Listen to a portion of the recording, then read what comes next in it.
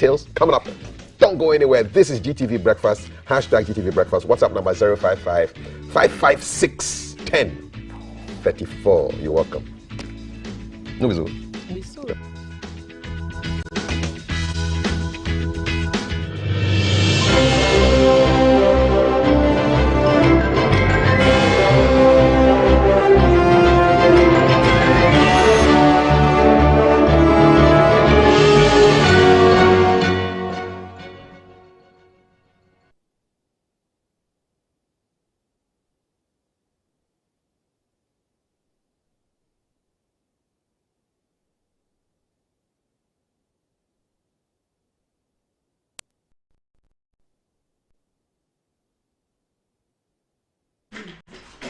Good morning. Thank you for joining us on GTV Breakfast News at 6 a.m. I am Malti Tisaida Sadek. We're streaming live on Facebook at the Ghana Broadcasting Corporation, also on DSTV channel 278.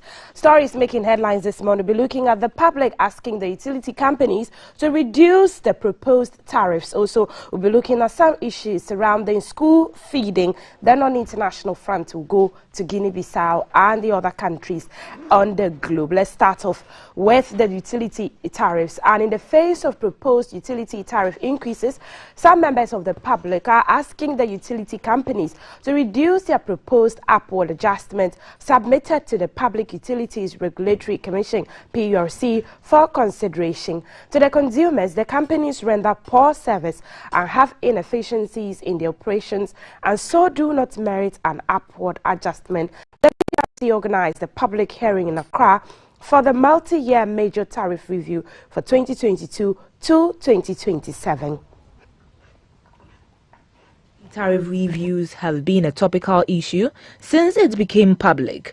The Public Utilities Regulatory Commission, PURC, has engaged the public to collate views and suggestions on the proposals from the various utility companies for adjustment in the tariffs. The proposals from both ECG and Ghana Water have not gone down well with many consumers, while discussions continue on the adjustment. PURC wants to examine the public suggestions and concerns before taking a decision. The hearing is to make the tariff review transparent and participatory. ECG's inefficiencies, its inability to collect debts, poor services to customers, and cumbersome processes in the acquisition of meters were key issues raised at the forum. The Greater Accra Regional Organizer of the National Hairdressers and Beautician Association, Madam Stella Edu, said the existing tariffs must be maintained. If only they can maintain that range, I think it's okay for us. The old price? Yes, it's okay for us because we are not increasing our thing. And meanwhile, the product we are using is still going up. So if this thing come up to 8, and the customers or our clients are coming beg, they are begging us for reducing the workmanship for them. So we don't know where we are now. The spokesperson for the Progressive Transport Operators Association, Nana Yaofaya, said the PURC should give the ECG 15% of its 148% proposed tariff. Like I'll give them about 15%. I'll give them because they don't do the work. The money is there, but they have thrown all the money in the houses and everything, and they are sitting at the office. The president of the Ghana Corporate Fashion Designers Association, Madam Elizabeth Tego, said the utility companies must deal with the loopholes in their operations. If we should accept the increment that they are coming to give to us, I think it will make things more difficult for us to bear. The tariff increase announcement is expected in July 2022. Let's move to education and feeding. And a week after reopening of schools for the second term of the current academic year, caterers of the school feeding program are yet to report at some beneficiary basic schools in the Kumasi metropolis and the Asokwa municipality of the Ashanti region. Checks by GBC News reveals that pupils of beneficiary basic schools fund for their own meals at lunchtime. The schools visited include the T.I. Ahmadiyya B cluster of schools in the Kumasi metropolis. Those departments benefiting from meals served from the school feeding program are the kindergarten and primary school, which has been segmented into sections from A to D for easy management due to the huge numbers of the pupils. As a result, different caterers have been appointed to prepare meals for the various sections. It was revealed since school reopened a week ago, the caterers have not reported for duty, thereby denying the pupils of meals from the school feeding program. Incidentally, none of the 4 head teachers interviewed had any idea why the caterers have not reported to post, with parents of the pupils also yet to be formally informed about the situation. For Madam Mariam Adam, head teacher of the kindergarten department, which has 160 pupils, the teachers are sometimes compelled by circumstances to give out money to those children who are unable to afford the cost of lunch when the time for them to have been served their meals is up. For the head teacher of Primary B, with 331 pupils, Mr. Amos Quinning, even though the unavailability of the school feeding meals does not have any serious impact on teaching and learning, the parents will soon be informed about the situation at an impending PTA meeting to enable them to take informed decisions. At Primary C, which has 415 children, the head teacher, Madam Alima Pokua, the situation is having an effect on the alertness of the children after 12 noon, and therefore appeal to parents to provide their wards with either money for lunch or give them lunch packs when coming to school to make up for the unavailable school meals. At the new Asafo MA Primary in the Asukwa municipality, the school was on break with the pupils playing various games during the visit. The assistant head teacher, Mr. Opokuwari, said the caterer was at post up until vacation last term. However, she was yet to resume work a week after the reopening. Still on school feeding, let's go to the Upper West region, where from WA, our correspondent Swala Abdul Wahab reports that caterers at some basic schools have not cooked since schools reopened last week. Now, the caterers are demanding an increase to the allowance from 97 pesos to 3 Ghana cedis per child. They are also asking the government to pay all arrears owed them to enable them pay their suppliers. Supposed to enjoy one hot meal in school, but for the past 2 weeks we are told none of the children have had that opportunity. We are just by the kitchen of St. Paul's Methodist Primary School, and this is where the cooks prepare the food for the children. It is visibly clear that for some days now no fire has been lighted here. Some of the caterers who spoke with GBC News off camera say they are unable to cook with the 97 pesos given to them by the government to prepare food for the children. For them, the increase to the 3 Ghana cedis they are requesting for will enable them to prepare quality food for the children so that they can enjoy while in school. For GBC News, Abdul Wahab. Wow. Away from school feeding and from WA, let's go to some local government issues. Members of the Civil and Local Government Staff Association of Ghana, CLOGSAG, are back to work, calling off a 3-week strike over the non-payment of their neutrality allowance. Meanwhile, government has agreed it will implement all agreements in the Memorandum of Understanding with the association. It has, however, dropped the controversial neutrality allowance. At the Births and Deaths Registry, officials were going about their duties. The staff, however, refused to speak to the news team. Our next port of call was the Registrar General's Department. The Public Relations Officer of the department, Mr. Nicholas Ofori-Binchum, explained that not all members of staff belonged to CLOGSAG, but a strike affected the entire system. We are happy we are serving them. Our only problem has been our system. Actually, and you know, online systems are sometimes a little unpredictable, and that is the only challenge we are having. Aside that, we are serving clients, and we are hoping that we can serve them as quickly as possible. Mr. Nicholas Ofori-Binchum said the department is putting measures in place to clear the backlog of work due to the 3-week strike. What we are trying to do is to encourage our clients to use our online services to aside some of the manuals we've also been using. So for those who are IT inclined, we are urging them to visit our site www.rgd.gov.gh to get their business documentations or registrations done.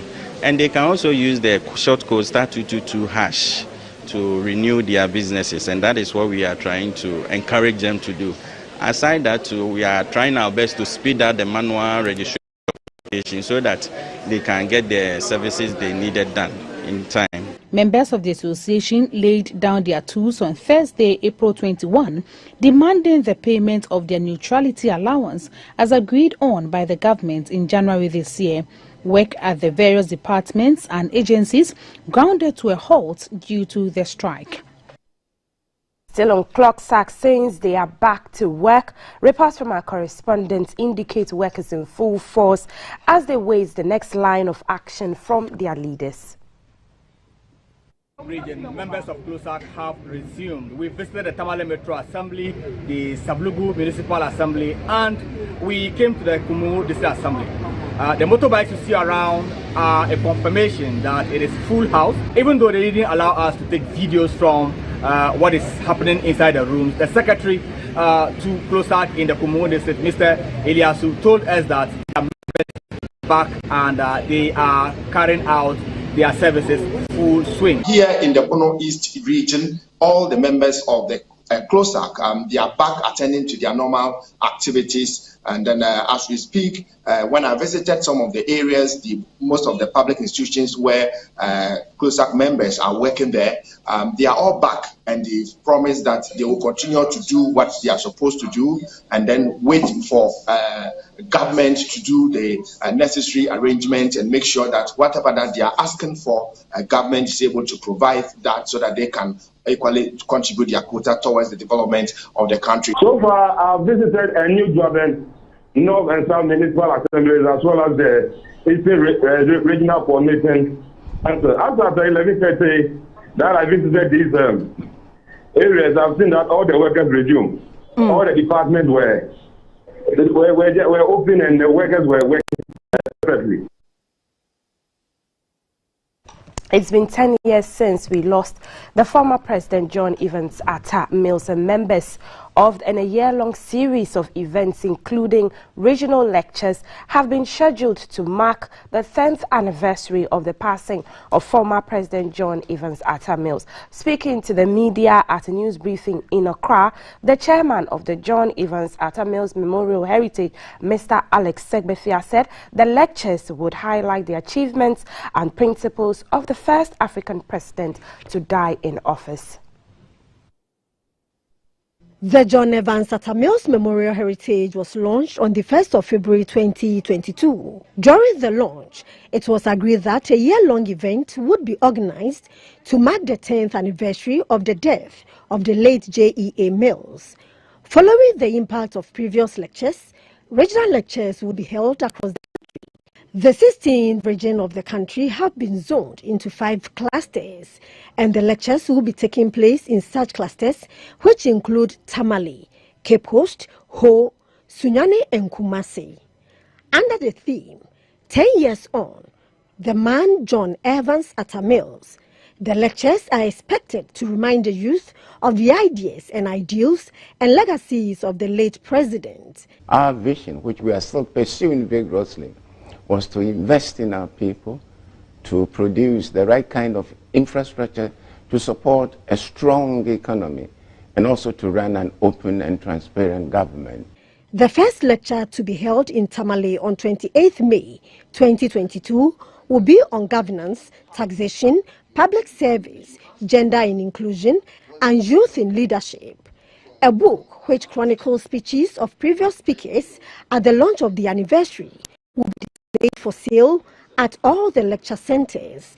The chairman of the John Evans Atta Mills Memorial Heritage, Mr. Alex Segbefia, says they will round off the anniversary with a memorial service and wreath laying on 24th July 2022, the exact day and time that President John Evans Atta Mills was pronounced dead. People forget very quickly, and you have a lot of youth who are coming up who, for many of them, is a memory or somebody they speak about, but they do not know what he did, why we are celebrating him, what he achieved. And so you have to keep reminding people always of what the man stood for, what he represented, and the fact that we should all try to emulate and actually mirror what he stood for. And that will make us better citizens and do well for our country. I want to remind you that I didn't even know how to translate them into OPPPP.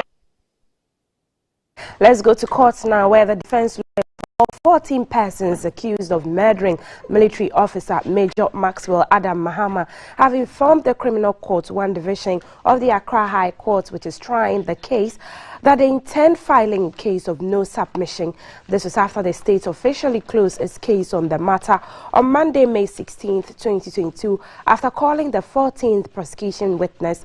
The court, presided over by Justice Maria Mowusu, agreed to the defense team's intention to file a new application. The court returns on May 30, 2022 to give a date for prosecution to respond to the defense lawyers' application.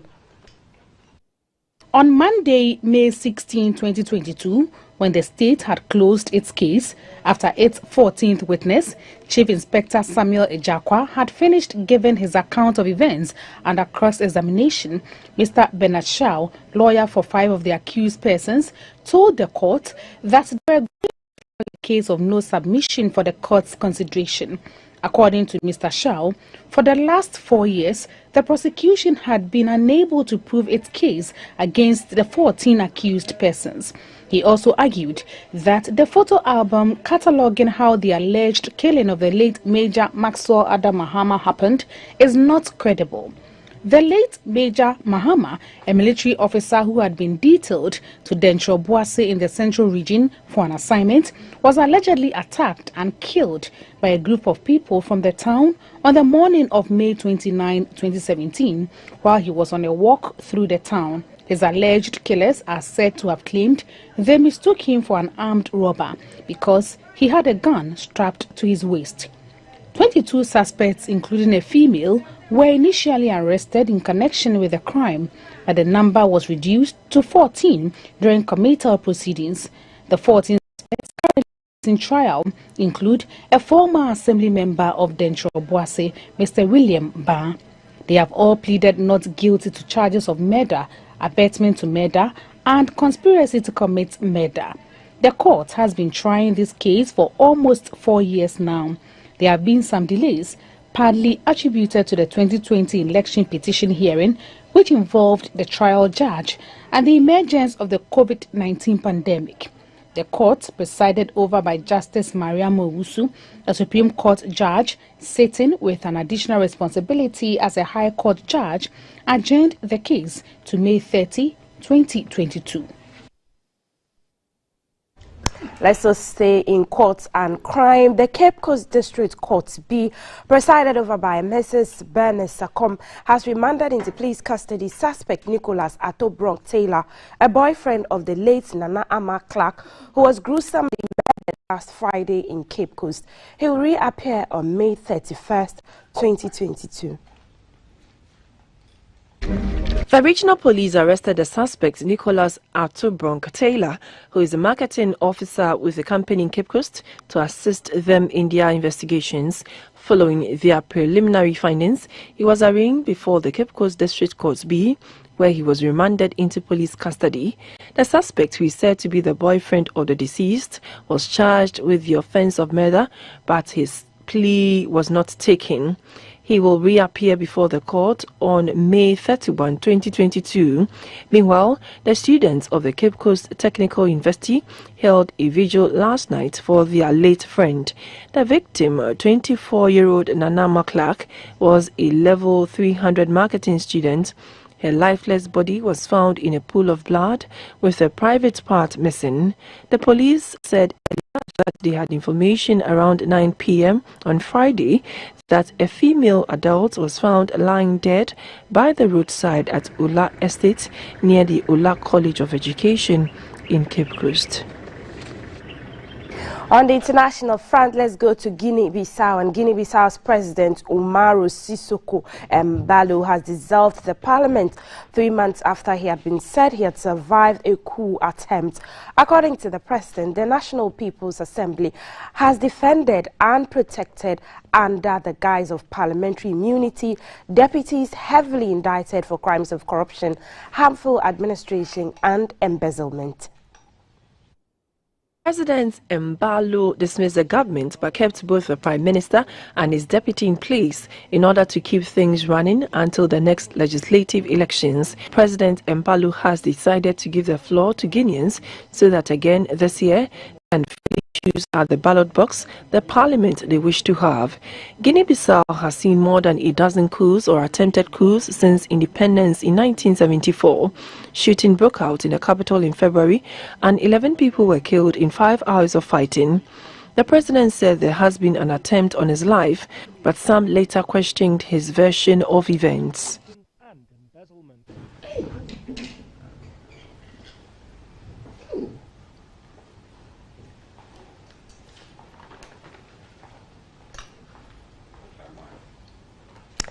It's time for us to take the weather report, and Felicity Ahafianyo is on the phone line. She's joining us now to let us know how the weather will look like today. Hello, Felicity. Good morning. Hello, Felicity. Can you hear me? Unfortunately, we've lost Felicity due to technical hitches. I connect with her later in the show and bring you the weather update so that you can plan your day and be productive. But that's it for GTV Breakfast News at 6 a.m. I am Maltiti Saida Sadiq. Up next is Keep an Eye, and Valerie is standing by to bring that to you later. Health Check will also come your way with Kafui Day and his guests. We're still live on DSTV channel 278 and on Facebook at the Ghana Broadcasting Corporation. Stay with us.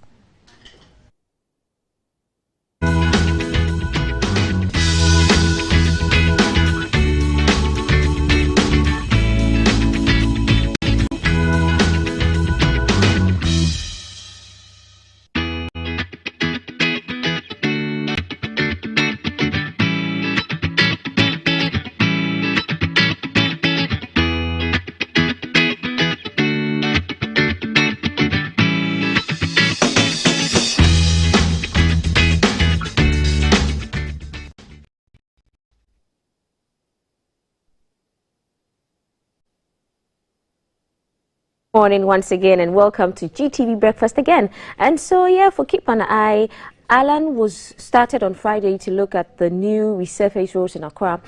For today, he's around the Dansoman Matahego area. That's where we're keeping an eye from. Remember our Thank hashtag. you so much. Yes, Alan, you're live. Jay. Good morning, Jay. I apologize for the mix-up. Thank you so much. Welcome to this side of town. It's time now for Keep an Eye. Jay Gabra reporting from Ajay Kojo here in the Tema West constituency. So for most people, they'll say there's nothing new under the sun because, of course, everything new has already been done already. So now they are all old. But then again, there's nothing authentic. And I like to think because of that, it allows us to be creative with what we already have.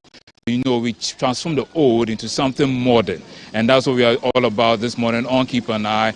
We are checking out an automobile innovation from a young engineer, a young man who goes by the name of Wisdom, who is molding a car from scratch. He sent that videos and feed to us, the Keep an Eye research team, and we decided that why not come over here and speak to him, and so that he tells us through his process, then we find out exactly how he was able to do all this. You'll notice the vehicle in the background at the moment, and I would just like to speak to him so he tells us what exactly this is all about. Good morning, Wisdom. How are you?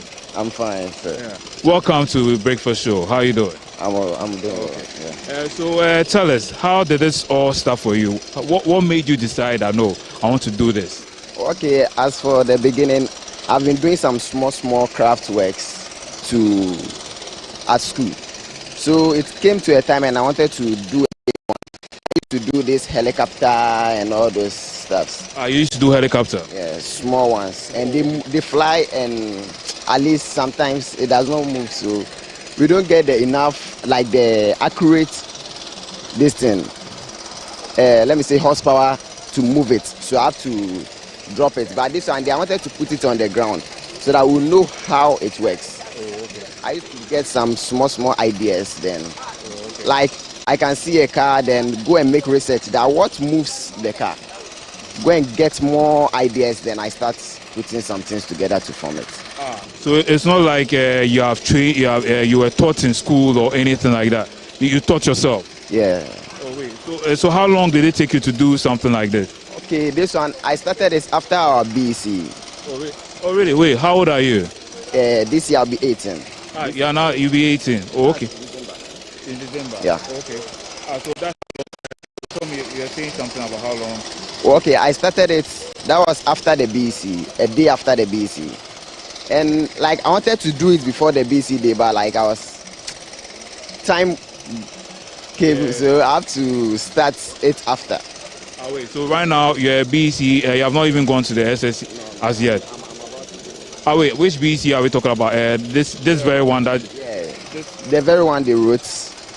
Okay, so why aren't you in school yet? Because I know they are in school now. Yeah, I should be going today, but because of the show, so I have to be around too. So which school are you in at the moment? Keta Senior High. Keta Senior High. Yeah. So, what course are you reading over there? For now, my dad said I should go for science. Okay, I can understand why. So will you consider yourself an engineer? Of course, yes. So tell me, what kind of materials did you use to build the car? Take us to your process. Now we have the car is a combination of a car and a motorcycle. So we have the shocks, the shock absorbers, we have ties, we have round pipes, angle irons. I have the brake this thing, rag, steer rag within it. Then I have the drive shaft. Okay. And because I didn't want to put an axle inside, you see we have cars with axle, front axle. So this one I molded my own axle and placed inside so that it will be able to move within the motor engine. Okay. Yeah. And we have the back shocks, but for now I'm not done. I have to give it absorber so that if it springs, it will be able to come down slowly. Okay. It will be just bouncing up and down. It will be, yeah, you get it, slowly, yeah. So how long do you need before this whole thing will be complete? Oh, as for me, I have no problem with the time, because if the things were ready, if I have everything to be set, I can finish it within roughly a month. Things are not ready right now. I don't have enough tools. Such as? So for now, what I use in doing this is only a welding machine and a cutting machine. I don't have the drilling or lathe machine and all those things. Okay. So I just try and force to do something with my only tools. Yeah. Okay. So at the moment you are doing well so far. So these ties you have gotten, are they from like cars or they are from like? I got it from one of my guys. Oh, one of your guys. Yeah. Okay. So building all this, how much did it cost you, or is just from scraps and all that? No, for now I bought the round pipes. The round pipes, I bought them one after the other, and I bought some parts from the scrap because I don't have enough money to go and buy it from the shop, else it will reduce our cost. Yeah. It will increase. So, Okay, so right now, do you need any kind of support that you can complete this whole thing? Okay, if I need support, then it should be educational support, or people can support me to give me small, then we start getting the frame ready. Okay. Yeah. So by the time this vehicle should be done, what kind of car do you envision it will be? What kind of car do you think it will be? Okay, I was trying to put it into a Ferrari form or this thing. A Ferrari? Yeah. Okay.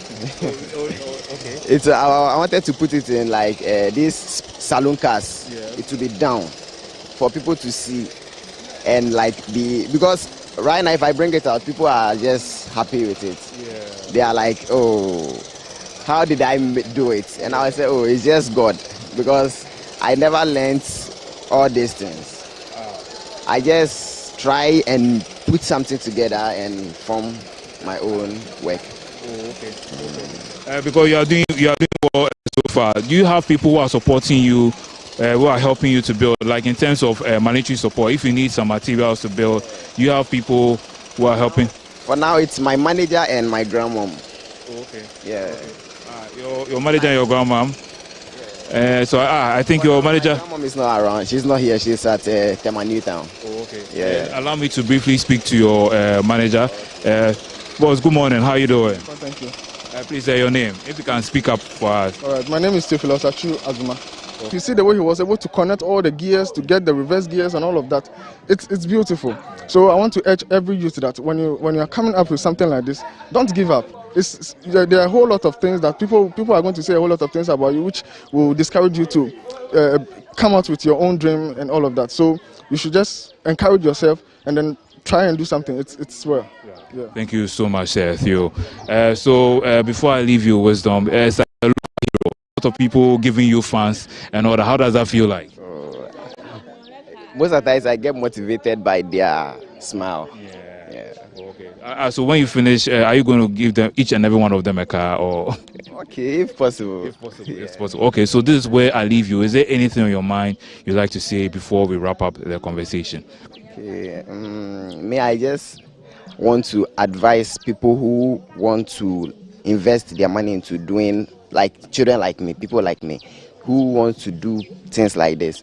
Things like this, before you start, like there are losses. And when you think about that losses too much, you are not going to gather courage enough to finish the project. So at least you just have to forget about all those calculations and all those, and you invest into it. Then later on, your prizes will be out for you. Yeah. Thank you so much. I wish you all the best, and I hope people after seeing this will come to your aid, Wisdom. Thank you so much. So from here in Ajay Kojo, bringing you this report, is telling us to focus, and that's what we'd like to tell you. An automobile innovation from here in Ajay Kojo. We've been speaking to the young inventor, the young engineer, the young man who is behind all this. He goes by the name of Wisdom, innovative project. And so this is where we'd like to leave you, back to you in the studio.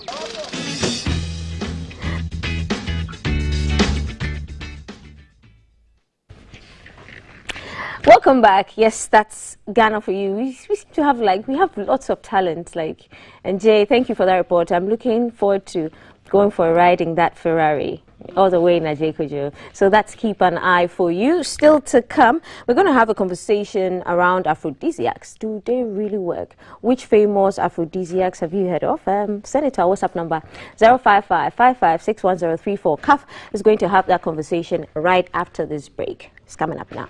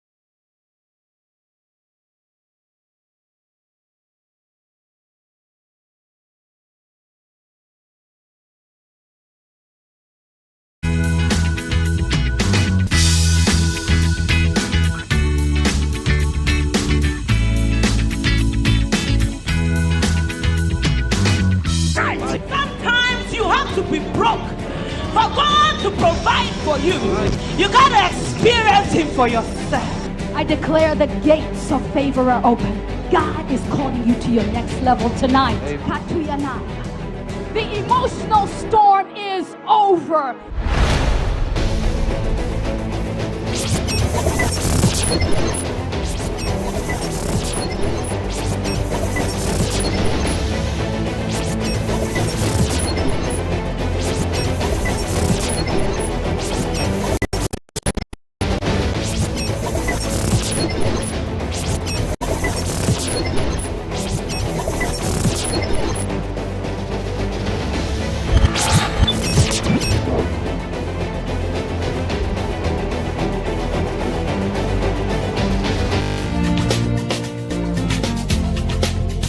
Hello and welcome to the Real Travel Show, where we take you on an exciting journey of fascinating places around the world. Invite your friends. Be my guest on this weekly journey around the world. Discover the food. Oh yes, my friend. The music, arts, culture, and the magical sights and sounds. Welcome to the Real Travel Show with me, yours truly, Ras Mubarak, and you, my friend, are very welcome.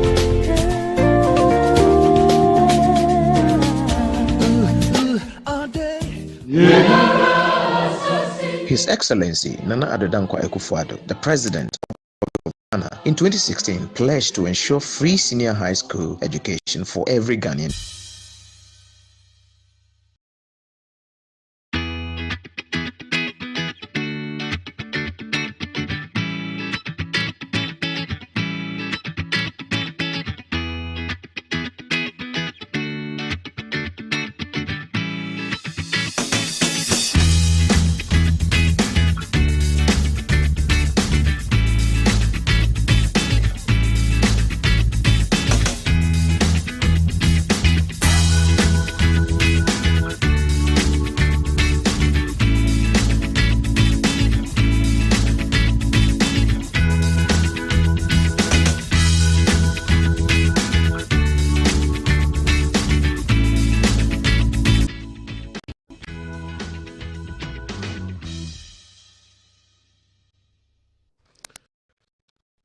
Hashtag GTV Breakfast 6:34. Still to come, sports news at 7. I'm sure details of the ASCO demotion, Inter-Allied demotion for match fixing will come up at 7 o'clock. And then at 7:20, we have our headlines. Less than a CD per child to feed them.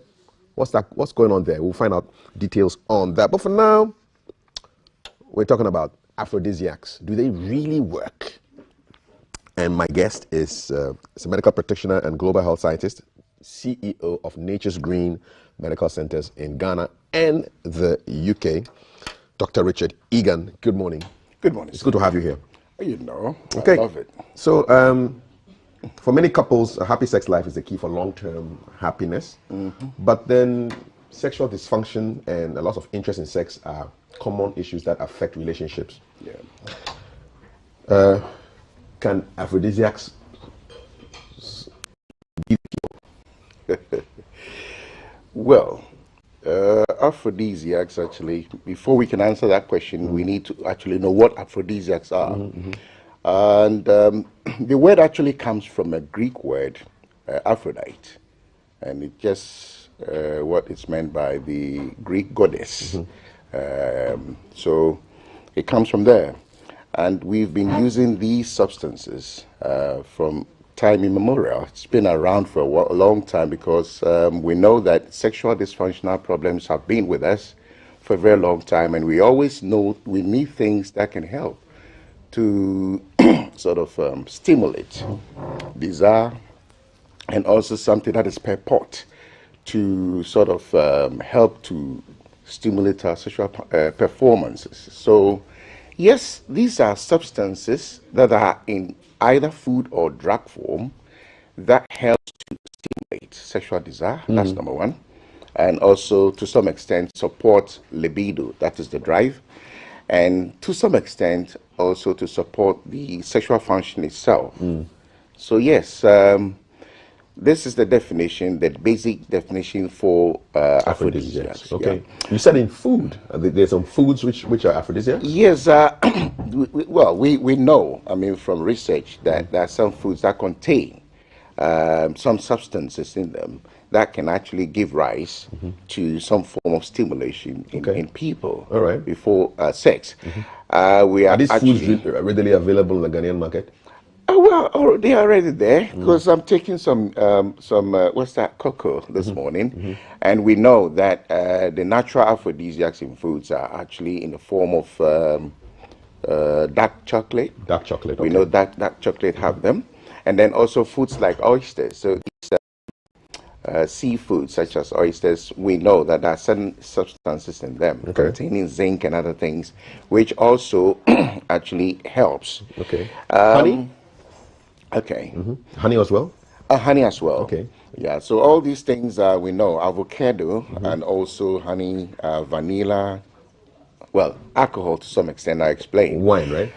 Wine, red wine, because it contains certain chemicals that support, you know, to turn people on, put it this way.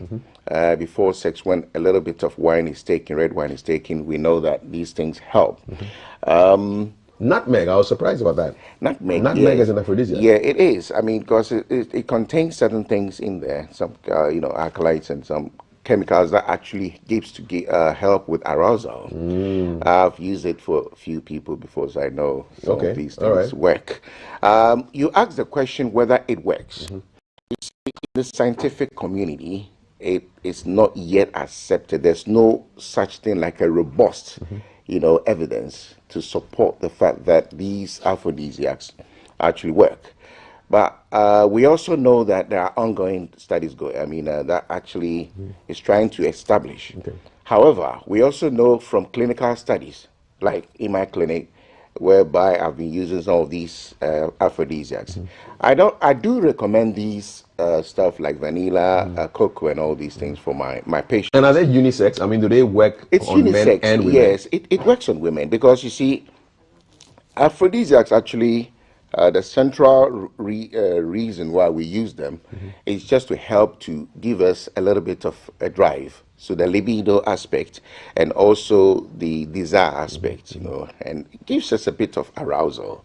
So this is what we need because most human beings, do have, those who actually have the sexual dysfunction problems do have problems with these three things I've mentioned: arousal, libido, and so on and so forth. So it is basically needed to help to, you know, restore that sort of those things that we actually are lacking now due to one reason or the other.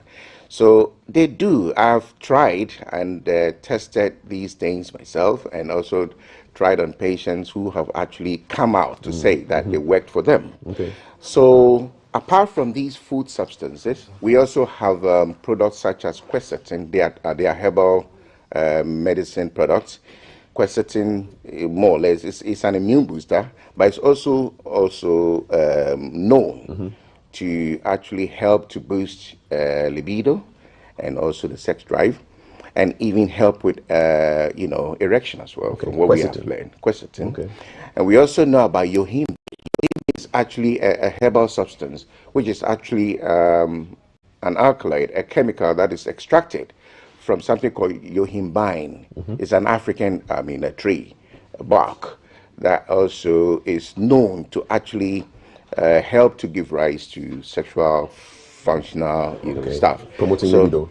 Promoting libido and so on and so forth. And we also know about, well, this is where alcohol comes in here, the psychoactive ones, the psychoactive, substances, such as alcoholic beverages. We know, like I said before, red wine actually helps, towards, turning, helping the mood, because the mood itself is very good. You have to really, really get the mood right on sex, because when you're going to have sex and you don't have the mood, because I know many people just walking from work and all of a sudden they just have to have sex. But the mood has to be right, the ambience, everything, and the music, something to turn you on. And we know that red wine actually also plays an important role in the preparation for sex. So ambience could actually also be an aphrodisiac. Ambience could be, yes, and a form of psychological and emotional aphrodisiac. So, you have to create ambience. Right? So somebody listening to you from Ghana will be thinking, but the man hasn't talked about atadri, tiger nuts. Are they also aphrodisiacs? We know that's from the African perspective. We know that atadri, is it tiger nuts? Yes, we know that those things work anyway. Because you see, it's all about the alkaloids, the chemicals within those things. Although there's not been any scientific, I haven't seen actually any scientific. What are the Africans waiting for? They should just do the trials and the thing about us is we do it like the medieval times. The medieval times we only just use forms. I have seen someone showing so many herbs and telling people this works, but there's no such thing like a study to say that, well, there's a gold standard evidence to say that this thing works. It's an opportunity for you. We will have to do that. I will have to do that, because you see, I actually chose to study these things And don't get me wrong, I'm not a bad person. It's not a taboo to study some of these things, but I know these things work for humanity. People love it. It's just that they hide them. People don't want to be seen as loving sex. But I know majority, many people love it. And I know people come to us. 8 out of 10 people that have visited my clinic in London and even here for the past 3 or 4 years, came with one issue of sexual issue or the other. And both men and women. And it is not... it's not just a man thing. It's not just a man thing. I mean, most women do not have actually the desire at all. Most women actually suffer from something called the hypoactive, sexual desire, problems. Hypoactive. They don't feel for it. They don't feel for it. And it's very difficult to talk about it, especially within the context of the Ghanaian, community or the society. Not many people would like to say these things. Not many people would like even to watch this. But then I believe that from the time I started these, we are catching on. And I believe more people are drawing in to watch this. Because you know that this thing, if you get it done well, and you get all the tools that are needed to do it very well, you are way to go. And you do it very well. And you do it very well. This is GTV Breakfast. We're asking the question, aphrodisiacs, do they really work? I'd love to hear from you. I'm conducting my own little survey here, so send me your entries. 0556 10 34. And all these aphrodisiacs that you've mentioned, the food ones, the drug ones, they're meant to increase libido among one of them. So what actually weakens libido? The thing about libido is mostly like most sexual dysfunctional problems. Libido is only just one aspect of sexual dysfunction problems. And libido in simple terms is drive. Just something to drive you, to get you the sort of excitement you need. And you see, I wouldn't say it's quite different from what they used to have in the medieval days or in times of yesteryears. But I can say now, because of the stress, you see, people live stressful lives. When I was coming this morning, the number of people that were standing by the roadsides, coming very early, I have to wake up around 4 and ask me what time I got into bed yesterday. I had so many things doing, but I had to go to bed around 11 and wake up around 4. That in itself is bad. You see, that is bad because the traffic situation is horrible. So you have to wake up very early.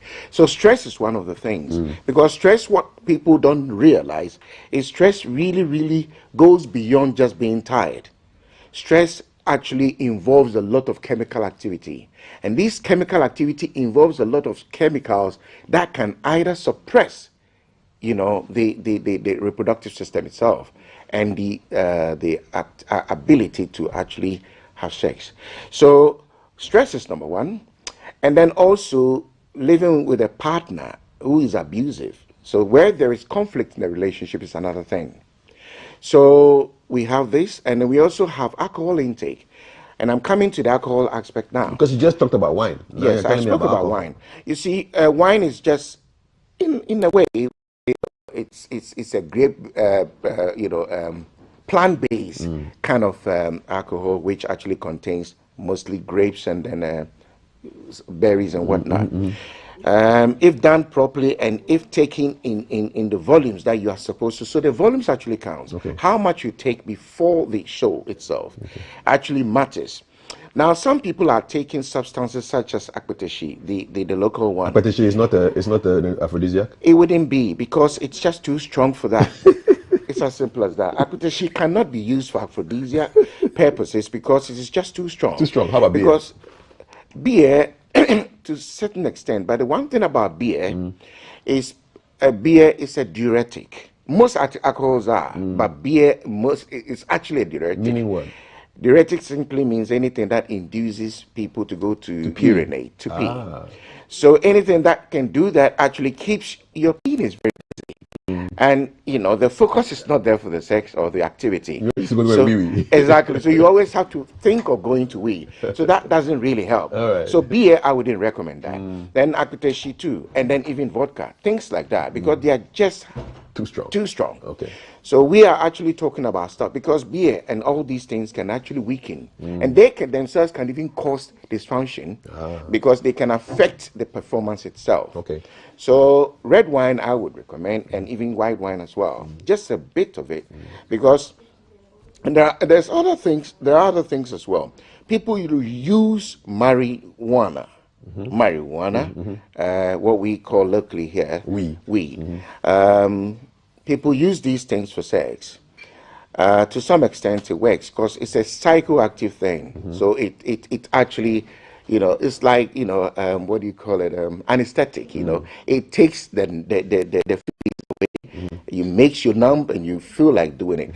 And but it's illegal too in Ghana.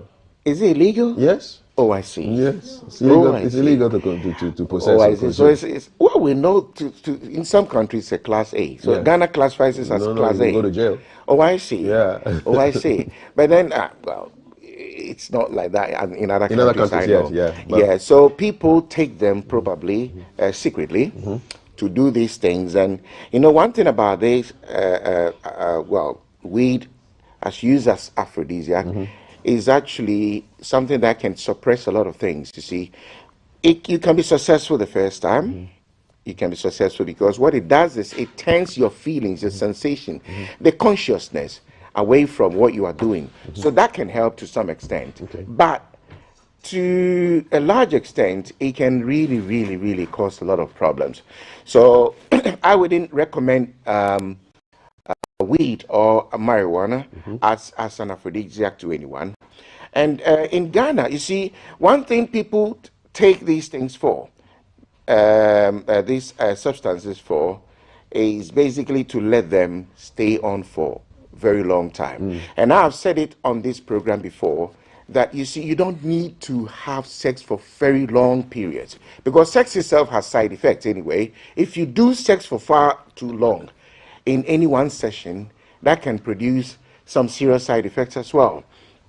So we actually say this thing, that people should not think about the duration, because over here it's about talking about 30 minutes duration, 1 hour duration, which I challenge people a lot about, because I don't think it is actually something that really, really happens, because nobody actually measures these things. People only measure it with the number of pumping they do, the pumping, and because you can do about 10 pumps within even less than a minute.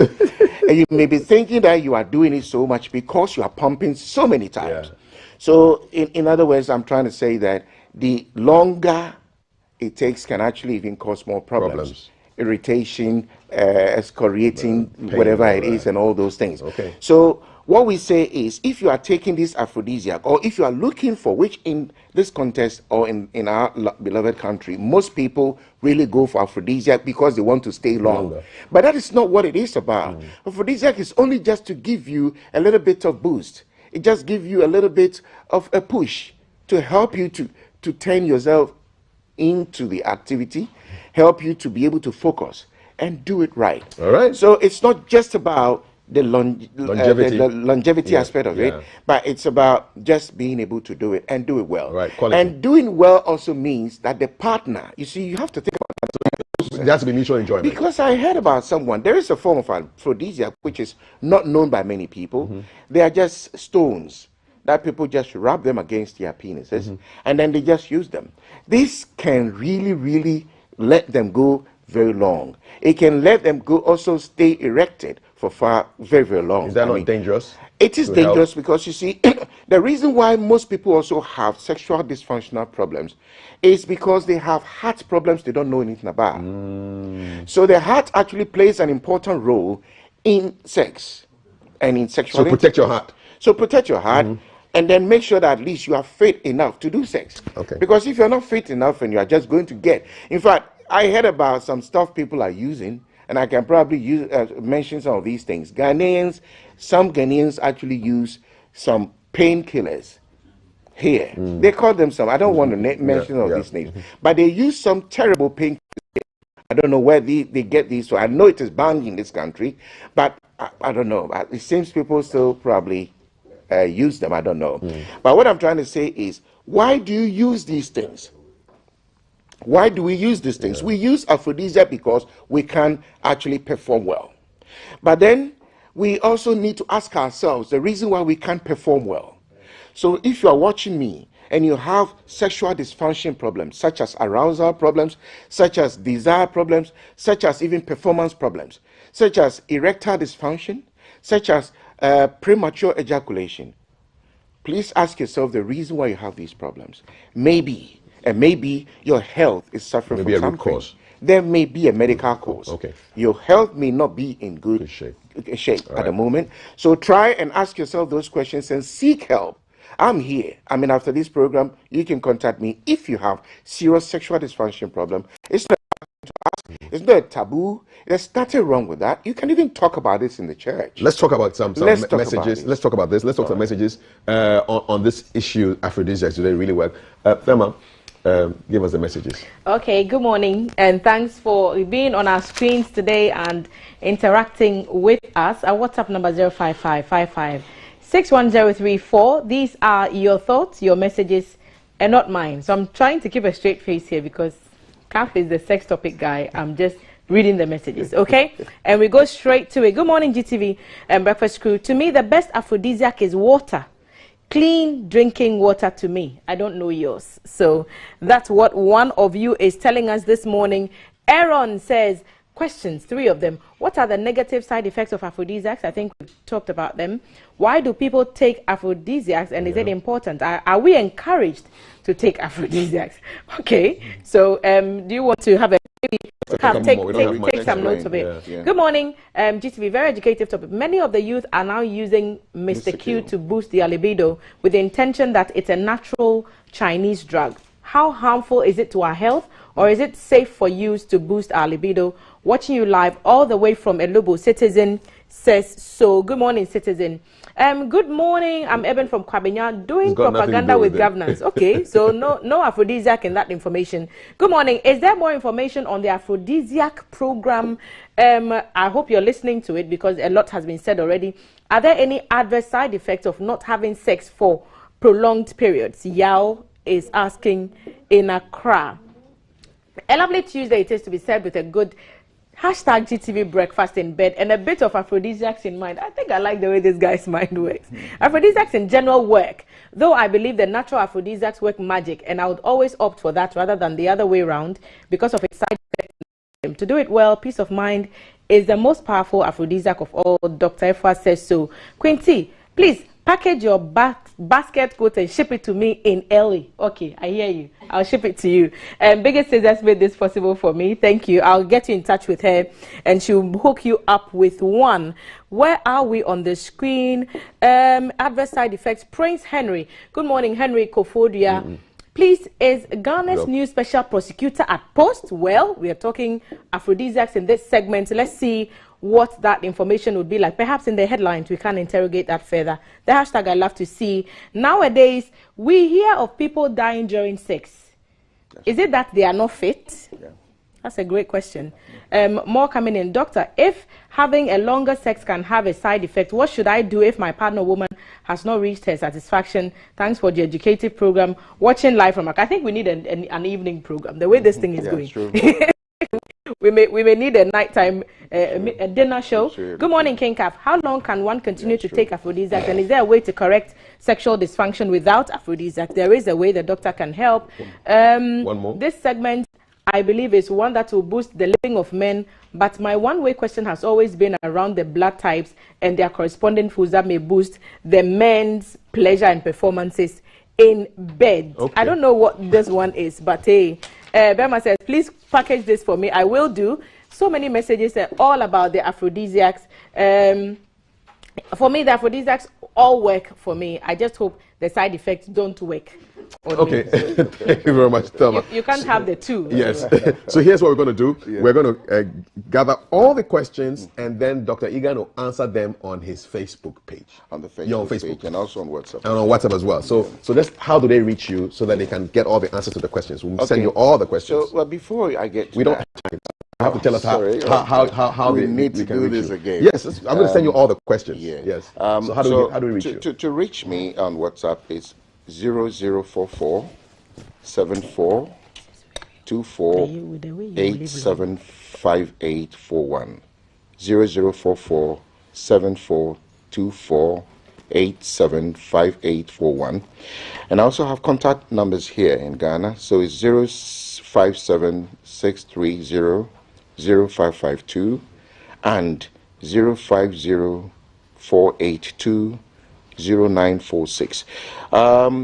Dr. Egan is on Facebook, so it's Dr. Richard Egan on Facebook. Great. And then we also have a website, so you can reach us on Dr. Richard Egan, globalhealthconsult.org. Okay. You can reach me there. And all these questions, are going to be sent to you, and you can answer them on your Facebook page. I really want to do that. One by one. And I wish you, like the honorable lady said, I mean, I wish you can do a show whereby we can explain these things, because we don't get a time. In the night. All righty. I really love to do that. Dr. Egan, sitting here in the day, but we'll be talking about stuff in the night, hopefully one of these days. But thank you so much. Very deep ones. Very deep ones. Thanks a lot. We've got headlines at 7:20, but for now we're going straight to the sports arena with Maltiti and the sports. You stay with us. Don't go anywhere. GTV Breakfast.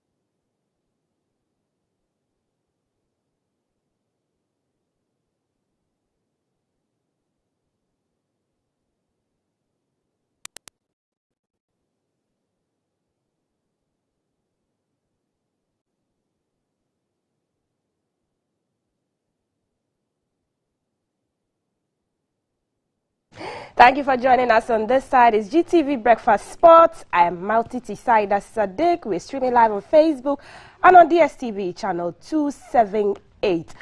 Also, the stories that are topical or making headlines today. We'll be looking at judgment passed on Ashanti Gold after a 10-month investigation into match-fixing allegations. We'll also be looking at the list of the players that have been banned by the GFA. We'll look at the EPL and boxing. Let's start off with issues surrounding Ashanti Gold, as they have been topical and is trending all over social media. And Ghana's third most successful club, Ashanti Gold, has been demoted to the Division 2 League after being found guilty of match fixing after 10 investigation. The Ghana Football Association Disciplinary Committee established that the two clubs manipulated their match, resulting in that cricket scoreline.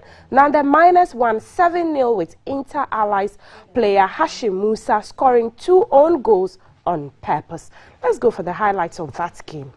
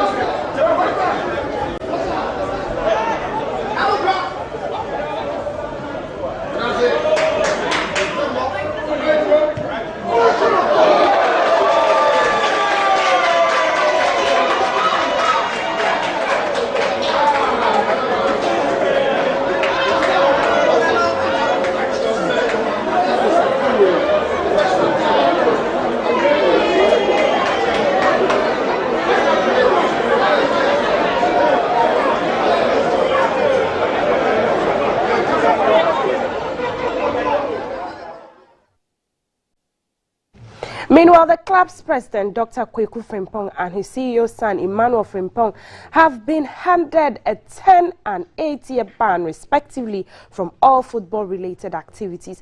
Dr. Frimpong is expected to pay an additional fine of 100,000 Ghana cedis, with his son hit with a 50,000 Ghana cedis.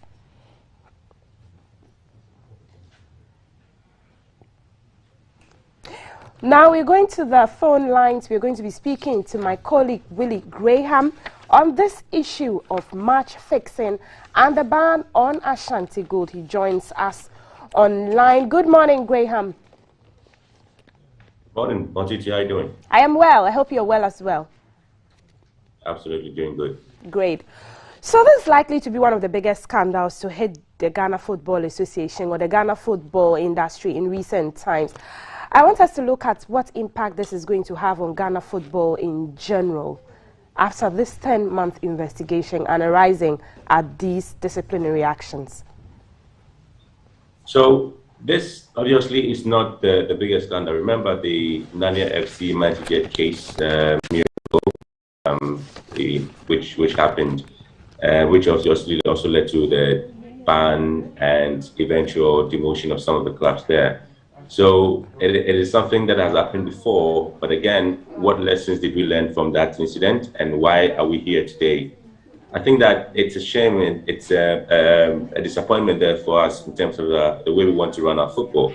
Now, we've said and complained about this particular issue some years ago that if you look at our league, especially the second round comes out with so many interesting results, and so we've been complaining that some clubs do play it soft. Other clubs also have very interesting arrangements with other clubs when they get to the last bench of the Ghana Premier League. And so looking at what happened here, an eventual investigation going in there and find out that players were involved, fans are involved.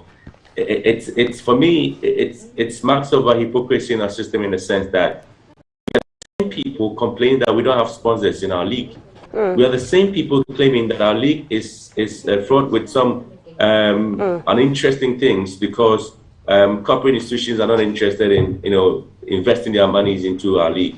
But if we go sit down and look at some of these things, how do we expect people to come and invest in a league that we always know that there's some issues of match fixing and stuff like that? I think that we are not helping each other, and the same football administrators are the same people who complain. The same players who complain that they're not being paid well and that even a 15th division club in Iraq is better than playing in Ghana. Right. All because we are not ready to do the right things. Right. Regardless of us looking at investment into football, as you just said, and stemming out corruption so that we'll be able to get investors to invest in football, don't you think that these sanctions were too harsh? Some may argue that they were harsh. You remember what happened some years ago, the Calciopoli case back then? Italy, Juventus had to be demoted at a point. Antonio Conte and the rest had to be also sanctioned. It is something that happens, globally in terms of, especially when we had the betting companies, playing a huge role in football. And again, as most of them had the opportunity of, sponsoring some of the clubs and all that. But the point here is that if we do have these betting syndicates playing a role in our football, what happens is that it would take away the beauty and excitement that all of us expect. Because then if I'm going to watch again, I already know the outcome, and I know that I can bet on that particular game and then make some money, why am I going to be at the stadium to watch those games? But the fact is, it again does not help us in any way. Again, it does not help us to build confidence in the game that we all so much love. Again, it does not create that we expect to have. And so for me, it tells as a story that, number one, we are the same people asking that our game should be interesting. Are the same people, so much business also being made outside the football that we see on the pitch. And so players have come to realize that, listen, our administrators are making money with our games, and for that matter, they also need to make money. For instance, if a player makes a phone call to a friend and says that, hey, the game that we're going to play, the scoreline is 5-1, go and stake, you're going to win a lot of money. What are we doing to ourselves? He is going to be on the field knowing that the outcome of the match. And so what sort of, energy does it exert in the game? So I'm saying that, for me, I'm looking at it from a different angle, that if we don't have sponsors in our league, nobody should blame anybody. Nobody should put the blame on the doorstep of anybody at all, but rather we should blame ourselves because we have allowed this monster to roar its ugly head in our football. Yet again, we sit and say that we want money. Nobody's going to invest any money in a league that is fraught with fixing and, of course, the manipulations. So to you, the fines were not harsh. They are okay to deter others from engaging in such kind of acts. But let's also look at the GFA. It took them almost a year, over 10 months, to arrive at these sanctions. Was it not too long a time to come out with these sanctions? Can't we do it quicker than this was done? Let me be honest with you. When the incident happened, the FA, indeed had a conversation with the Ghana police and all that, just trying to see if they can play a role in there. And remember what our laws also say regarding that, the Gaming Commission, the criminal code and all those things. The investigation just didn't end with the players. In fact, I do recall the FA said that there were big fishes that were playing a huge role. Matter, they just needed time. So if you listen, or perhaps if you read the judgment there, you read that there were phone calls, even a mobile money merchant was even named as somebody who money was wired through to a certain individual. So it was a huge investigation. They needed time to unravel all the big fishes who were playing a huge role. And that's the reason they had to come out with these sanctions. And I think that when you're doing an investigation, you don't need to rush it. You need to take your time because there are people you're thinking that you want to nip in the bud, so you have to cut the head. And for that matter, I think we're able to get to the bottom and they're doing that. But Montita, I just have to be honest with you, that the investigation has just not ended. I'm reliably informed that there are even more dangerous ones coming up right now because in the current league that we are playing, we are told that there are even investigations ongoing because there are matches that have been played in the current league that is going on that people have mentioned match fixing and manipulation, same as we did see Ashgold and Interlight. So even the current league that we are playing, such things, and then I'm told that there are certain investigations that are currently ongoing, and for that matter, it is possible that we're going to have a lot and lots of other clubs and individuals being taken to court. All right. That's so unfortunate, but also we would say that at least we are trying to stem out corruption in football because this is something that a lot of football fanatics and experts have talked about, preventing investors from investing in our football. Thank you very much. Benjamin Willie Graham is with Ghana Television Sports Plus, and he joined us on Zoom to have a conversation about the ban on Ashanti Gold and the 100,000 and 50,000 Ghana cedis that have been placed on them as fines in order to deter others from engaging in match fixing. We'll move on and we'll look at a breakdown in the sanctions that have been placed on the club a bit later, but now Ashanti Gold and Inter Allies will be without a huge number of their players in the Division 2 league, as they all found themselves implicated in the match-fixing incident involving their club and Inter Allies last year. Following the scandal, 14 players have been banned for many months until with some spanning to 4 years. The list of the players who have been banned, as you can see on your screen: Arnold Owusu Banahene Ampem Da Costa is one of them. Frank Akoto is one of them. Isaac Opoku-Agyeman, Amos Kofi Nkrumah, Eric Eso, Moses Kwame, and Solomon Ifriye are all banned for 24 months. Now, defenders Samet Mohammed and Seth Osei have been banned for 30 months, whilst Emmanuel Owusu, Mohammed Bailu, Amos Adai, and Paul DeVry Sassari were given a 48-month ban for failing to appear before the committee. So as you can see on the screen, these players that have been banned, the breakdown: Ashanti Gold has been demoted to Division 2. Also, the team president has been fined 100,000 Ghana cedis and banned 10 years from football.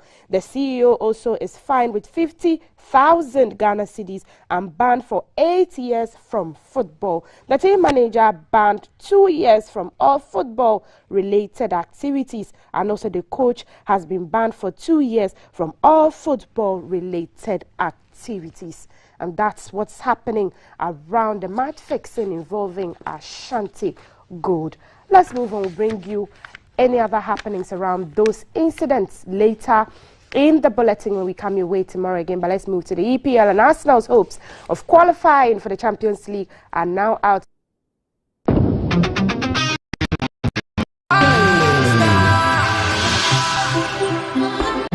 And they call me UJ.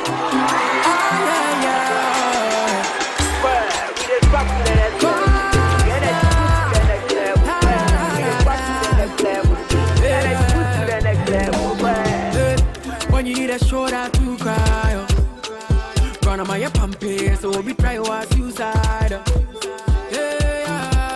Let bygone be bygone. I didn't see what the bottom gonna do. We go straight to stardom. I'm gonna take you to next level. My baby, oh yeah, yeah, yeah. The energy next level. But baby, oh yeah, yeah, yeah. I'll take you to next level. My baby, oh yeah, yeah, yeah. I don't code next level. Excessive drinking can be detrimental to health. Not recommended for persons under 18 years, lactating mothers, pregnant women, and people sensitive to caffeine. This advertisement has been vetted and approved by the FDA.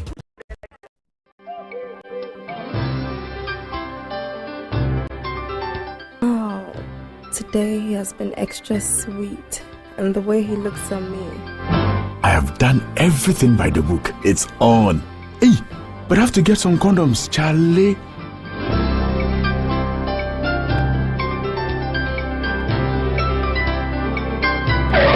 Using a condom will protect you and your partner from HIV, STIs, and unplanned pregnancy.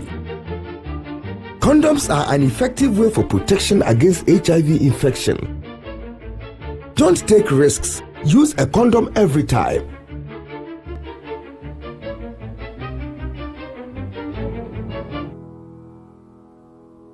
Always come prepared. This advert is brought to you by the Ghana AIDS Commission and Ghana Health Service.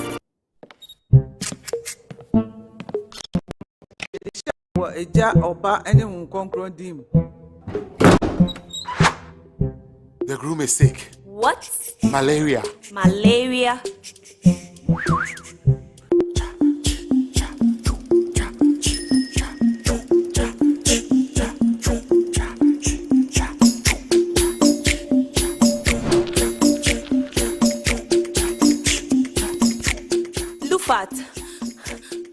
Lufat.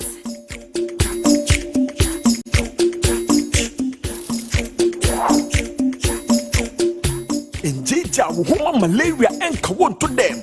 Lufat, a malaria drop a cope. And now you may kiss the bride. Entrance Pharmaceuticals and Research Center. And I Lufat. Lufat, a two malaria sententem. FDA, Ashasa, a Jedi in Kratoi Ajatum. From 1921 to 2021, the journey to our centenary has been amazingly worthy. Azar Group is 100 years and continues to achieve greatness. Main brands which were in the company are Azar Tex, which is an emulsion paint, Texture Paints, which we were the first people to produce it in Ghana, and Azar Gloss, which is oil paint. We were the first people to produce the carpenter's glue. Now we have new products like silicone paint. Join Azar Group celebrate 100 years and to create another brilliant 100 years together. Hey, tell me what? Tell me what? Hey, tell me what? Tell me, beer. Them man will worry me. Watch me, you come 1 week, Mr. WBT. Oh, now who prepare? Yes. Buga, now then. Senior, name me a new man. Cut down, my business is a collapse. I'm out of balance. So who take quick credit in Ghana? Quick credit? Yes, quick credit. Who pesika? We are government and a private worker. Who pesika they are till hot so. We are busumi ejuma. Who yes sikadi bibin tempai so. Quick credit be ma loan. Am what you kakra. Na enije sem kese ne say. A collateral free loaner, susu, savings, account opening, and a deposit as MBA. The here say, Ghana card. 2022 year, 1 year Juma, now one hour young. Who need excuse here? Quick credit to 03022 00390 and 05969 20833. But quick credit. Hello. Yes, Daddy. Oh, City. With your voice, no teaching my okay. I can't live without you. Talk to me. Daddy? The money. Oh yeah. I'm a thank you. Mobile money for you now that you'll be able to me. Heavy rainfall. Yeah, me and my wife. Where is it? It's your Beneto. You think slave queens are cheap? Oh, just use ZPay to send me 1,000 Ghana cedis. After all, the charge is only 5 cedis. No problem. Come inside. Surprise visit. The money. Okay. ZPay mobile money. ZPay. Oh, thank you so much. I can even use the same ZPay mobile money to pay my bills. Now let's dial *270# to pay all your bills with ZPay mobile money. ZPay Shatumu Direct. Ago! Sikaria, listen, I have good news for you. This is guaranteed to make you rich forever and ever. I know what you're searching for. I'm alerting you.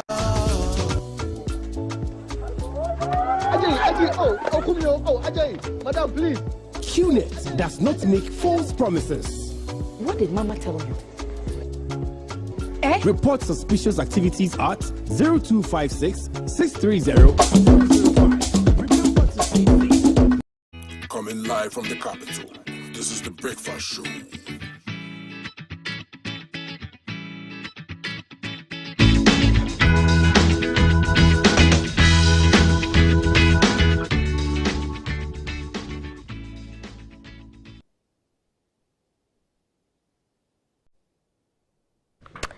Hi, welcome back to this side. It's almost 7:30 and we are looking at what traffic looks like. So our guys are on the beat. They are around the Paloma area to bring us what traffic is looking like from that part of town. So if you're about to leave home or you are following us on the beat on your phone, be sure to look for alternative routes or not via what our correspondent are going to tell us now. So Alan should be on our screens pretty shortly. Good morning, Alan. Again. Thank you so much, Val. We're back. Yes, we're back on the grind. We're back on the beat. So I'd like to welcome everyone. It's hashtag GTV Breakfast. Welcome to Paloma Junction. My name is Jay Gabra. So Paloma receives traffic from Kokomlemle, from Lima, from Mamobi, also parts of Adabaka, and also Circle as well. So this is the ring road, and this is where traffic usually meets up out here at the Paloma Junction. So this is where we are keeping, we are watching out for telling you what the traffic situation looks like. If you plan to use this route this morning, perhaps you're heading towards Circle, you're heading towards Kaneshi, you're heading towards Adabraka. This is what it looks like at the moment. Behind me are those who are going to Circle, and perhaps from there they are moving all the way towards Kaneshi, or they can go to Audome and all that. You notice when they get to Silver Cup Junction, there's a traffic stop over there. So that is basically the only stop right now that is preventing them from moving. But there is no speedment. So from after the traffic light is green, then they can move on towards their destination, whichever side they may be, at the ATCC junction. So for those who are coming from Circle on the ring road itself and heading towards, you notice here there are some pedestrians who are struggling to cross the road right now. That's because for those. That's because at this point, I would just like to remind people of our campaign, hashtag fix the traffic lights, hashtag fix the traffic lights now. Now, with those who are coming from Circle, there isn't that much traffic for them, unless they are moving towards the Nima area, which is heading towards Kanda, and they are going all the way towards perhaps Aboni or Osu. And you notice for the pedestrians now who want to cross the road, because the traffic lights aren't working and there's no pedestrian crossing for them, there's no signal for them to cross the road. They are at the mercy of the vehicles. So you notice they'll be standing here for a while before some drivers, then they can cross the road. And you see the traffic lights now. So even though the cameras are working owing to the solar power which is right on top of them, the traffic lights aren't working. So that is why for those especially who are turning into Kokomlemle as well, for them also it becomes quite a struggle when they need to enter, not just for pedestrians as well. So if it's solar and all that, why are the cameras working, but the traffic lights itself aren't working? So it makes you wonder sometimes. So for those heading towards Nima, heading towards Kanda, going all the way towards Osu, Laboni, and all that, at the moment, when you get to Nima Junction, there is some bits of traffic. It's just a go-slow situation. It isn't one that I would say you should avoid. So for now, if you are using the main road, at this moment you are safe. You can use this side. There isn't that much impediment. And so for those who are coming from Nima Junction now and heading towards Lemle, for now, there also isn't much traffic for those on that side as well. So if you're using that part of town, I can say gladly that you are safe. So in terms of the traffic situation, rush hour and whatnot, this is what the situation looks like. Back to you, Val, and the studio. Hey. Thank you, Jay, for that report. And that's what traffic looks like from the Paloma area. So if you're heading towards that side or from that side, hey, you want to leave home now because the traffic isn't that much. But I guarantee you in like 10 minutes, the traffic will build up. The hashtag to follow is GTV Breakfast everywhere. Up next is Headlines with Kaf and his team.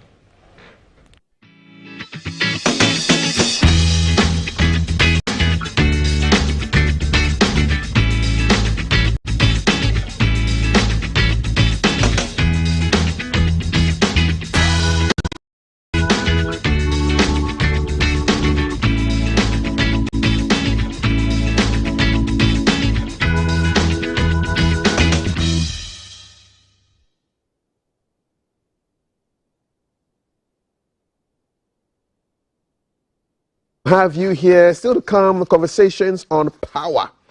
And Thelma asked the question, ECG, why? 148.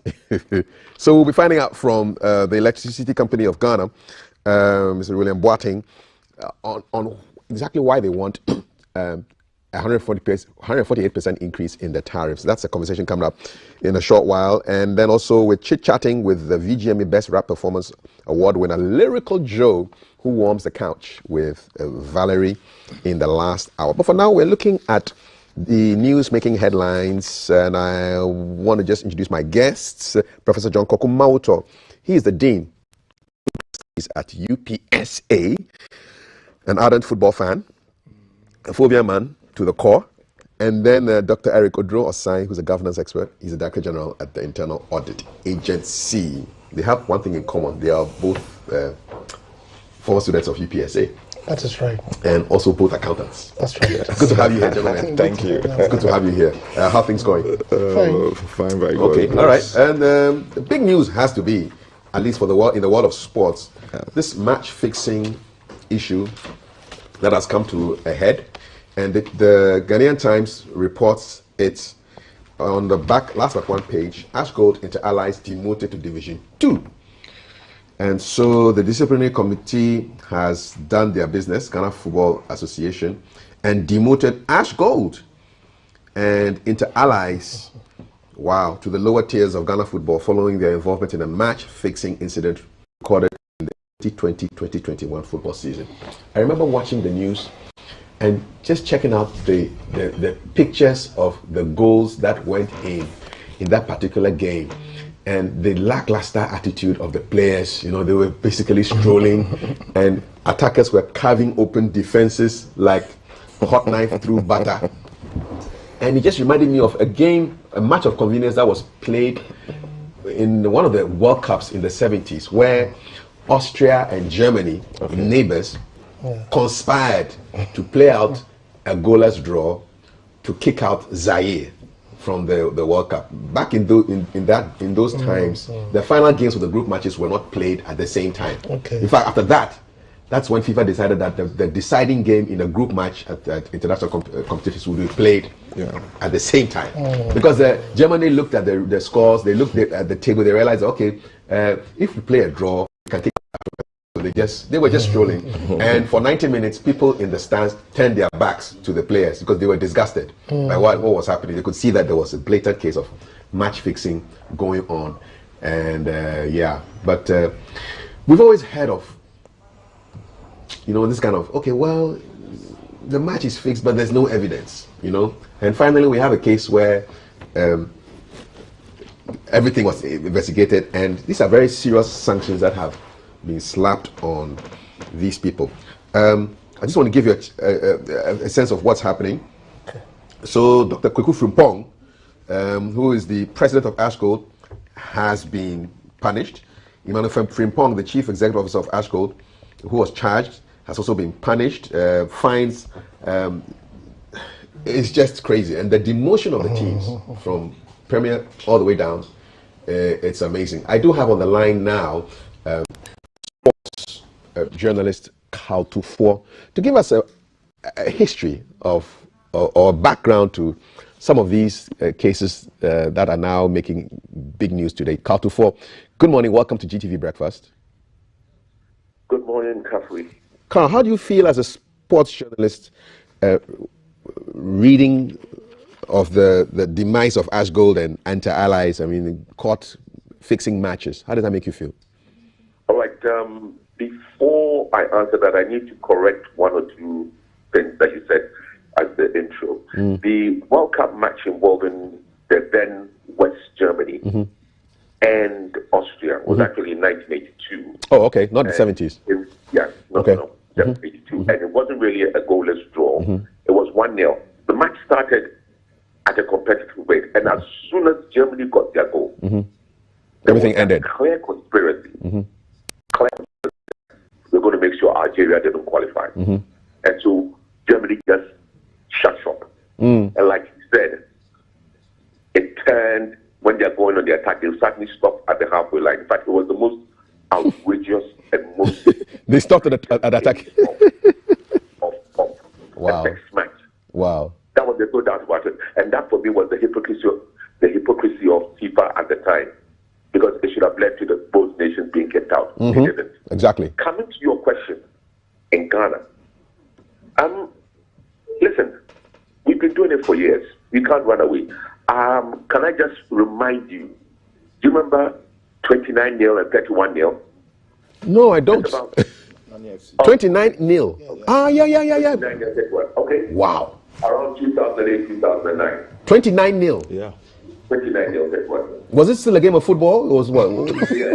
I can show you basketball.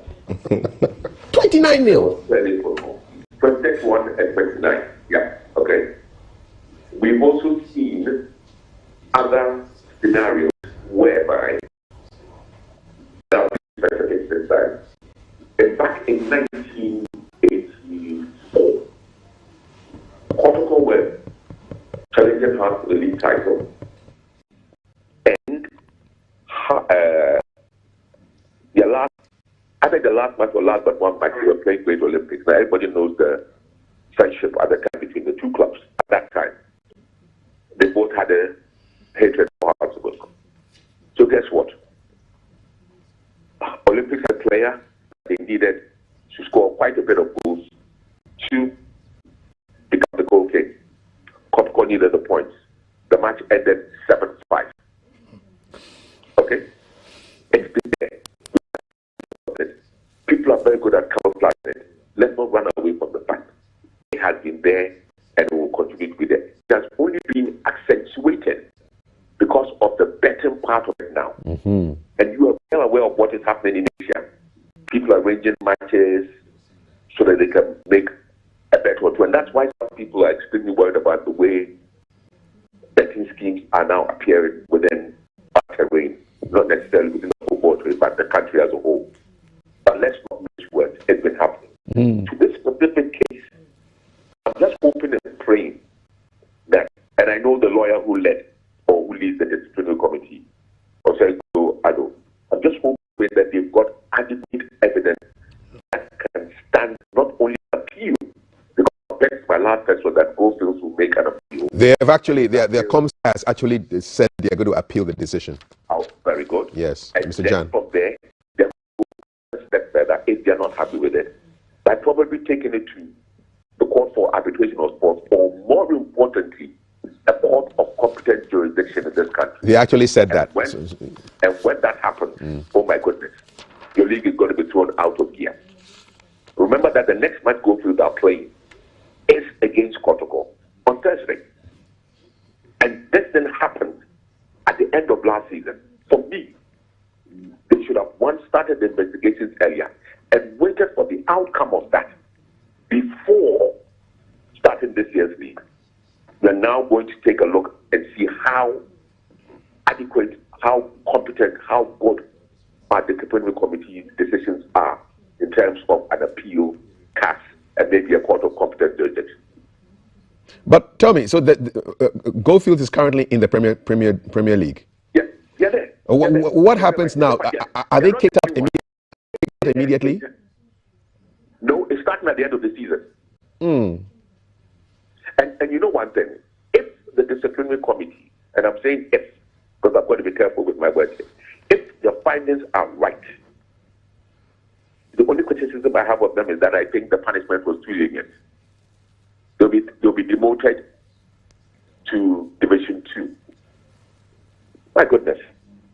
That shouldn't be it. It should be probably a 5-year ban for football altogether. Mm. And if it means that the club comes to goes out of business, so be it. Because you can't tolerate these sort of things if what the disciplinary committee has found is the truth, the whole truth, and nothing but the truth. Is there a precedent in world football where a team was banned for a number of years for match fixing offences? Where was it exactly? It's happened before. Somewhere in Germany. I'm trying to remember exactly the year. Mm-hmm. It's happened before, and the team ended up being relegated into what they call non-league football, and they had a heavy fine, a massive heavy fine. Yes. So it happened before, and it's you can't run away from it. The betting that is involved, and particularly with reference to what one of the players was alleged to have said at the disciplinary committee. One, he agreed to give evidence against the club, so his punishment was just for 6 months. Mm. But he said he intentionally scored 2 own goals so as to throw the thing out of game, because the plan was for a 5-1 scoreline, a 5-1 victory. Right. Absolutely. Yep. So he did that, and then therefore it became 7-1. And so those who went and betted on the 5-1 score who lose money. Get a dime. Absolutely. Carl, yesterday I was watching a very interesting documentary on match fixing by Al Jazeera. It's on YouTube. If you just type in match fixing Africa or match fixing, you'll find it. And they were talking about the amounts of money involved. There was one player who received 300,000 euros just to guarantee a particular result. And then there was this phenomenon, and this is 10 years ago when the sports betting really took off, about now where the result even doesn't really that matter. People can bet on the number of corner kicks that will be taken, when somebody will be given a yellow card, the number of free kicks, what the score will be after 10 minutes. So betting has taken hold, and it's not just the outcome anymore. It's just little things that open up the space for people to make money on a game. That's exactly the reason why I said we need to be careful, and that's why people have become a bit worried within our setting. Out there in Europe, it's a bit tough. It's a bit difficult to try and get. It doesn't mean it doesn't happen. And like I said, it's happened before. But here, where are the checks and balances? My goodness, and now we have all manner of betting schemes in this country. There is absolutely no doubt in my mind, Kapu, none whatsoever, that even this current week, I have my suspicions about certain incidents, certain score lines, certain number of goals people are scoring, certain on goals. I'm beginning to suspect. And how we're going to cut it out, I don't have a solution. But we will need to look at it all over again. The radical decision is that if it means that at the end of this league season, there is a pause for us to find ways and means of dealing with the betting that has been now the bane of fixed matches across the world, but focusing on our part of the world, I think that would do us a lot of good. Other than that, already, the exodus of footballers out of this country has made people begin to not attend matches. You go to stadium, you go and see not even half, but less than a quarter. People have lost interest. And then you get to find out that the match has already been played in the boardroom before. Yeah. Then it becomes a problem. This doesn't mean that it wasn't happening in the past. And like I said, it has been happening in the past. There have been matches of convenience. It's just that it was so difficult to prove. But it has been accentuated with all these new betting schemes, and particularly the ones originating from Asia. And that's where the whole thing started from. And it moved westward, it moved eastward, it moved northward. Unfortunately, it has moved southward. It has moved southward. Well, what's the worst that can happen? Can our league be shut down? Absolutely, it can. There's a risk involved, because if FIFA gets involved, and I'll tell you one thing, the irony of it is that FIFA themselves are not even immune to some of these corruptions. Exactly. Exactly. A million of them are against it. But let's call it spade a spade. If they get involved, it could mean a shutdown of our league. It could mean major trouble here. And that's why government must be seen to be proactive and moving. One, it doesn't end with this demotion. It doesn't end with these players being suspended. The police have got to take their part and start prosecuting individuals.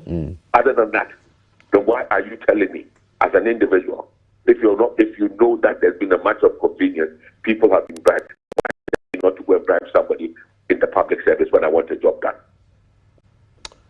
Carl, we'll leave it here. A little bird tells me that you celebrated your birthday not too long ago. Which bird was that? And then when we talk about bird, are we talking about the human bird? Anuma that President Rawlings was talking about. Was it yesterday? Yeah, it was yesterday. Happy birthday to you, Carl. Thank you, man. Thank you very much. Live long and prosper. God bless you. All righty. Thanks a lot. Carl Tufo, sports journalist, giving us some context and possible consequences as a result of this betting phenomenon. I'll start with the lawyer. For now, I'm going to refer to you as the lawyer, because it goes beyond this. A criminal case can be established, can it? Definitely, criminal cases can be established, because when you look at the GFA, they have their own statute and regulations, and these statute and regulations uses the FIFA standards as international minimum standards, and these statutes and regulations are aligned to the Criminal Offences Act of the Republic of Ghana. So there are issues of corruption, there are issues of bribery here, and I like how Carl ended, that they should not leave it there. We should be able to establish criminal consequences. Demotion or relegation to another division is one of the options in the GFA regulations or code of conduct. But I think that they should go a step further to establish the criminality involved there. Heads must roll, people must be prosecuted, else it affects the beauty of the game. It tarnishes the image of Ghana as a football country. And internationally, nobody would have even confidence in our players and then the football that we play. So I think that they should go beyond that.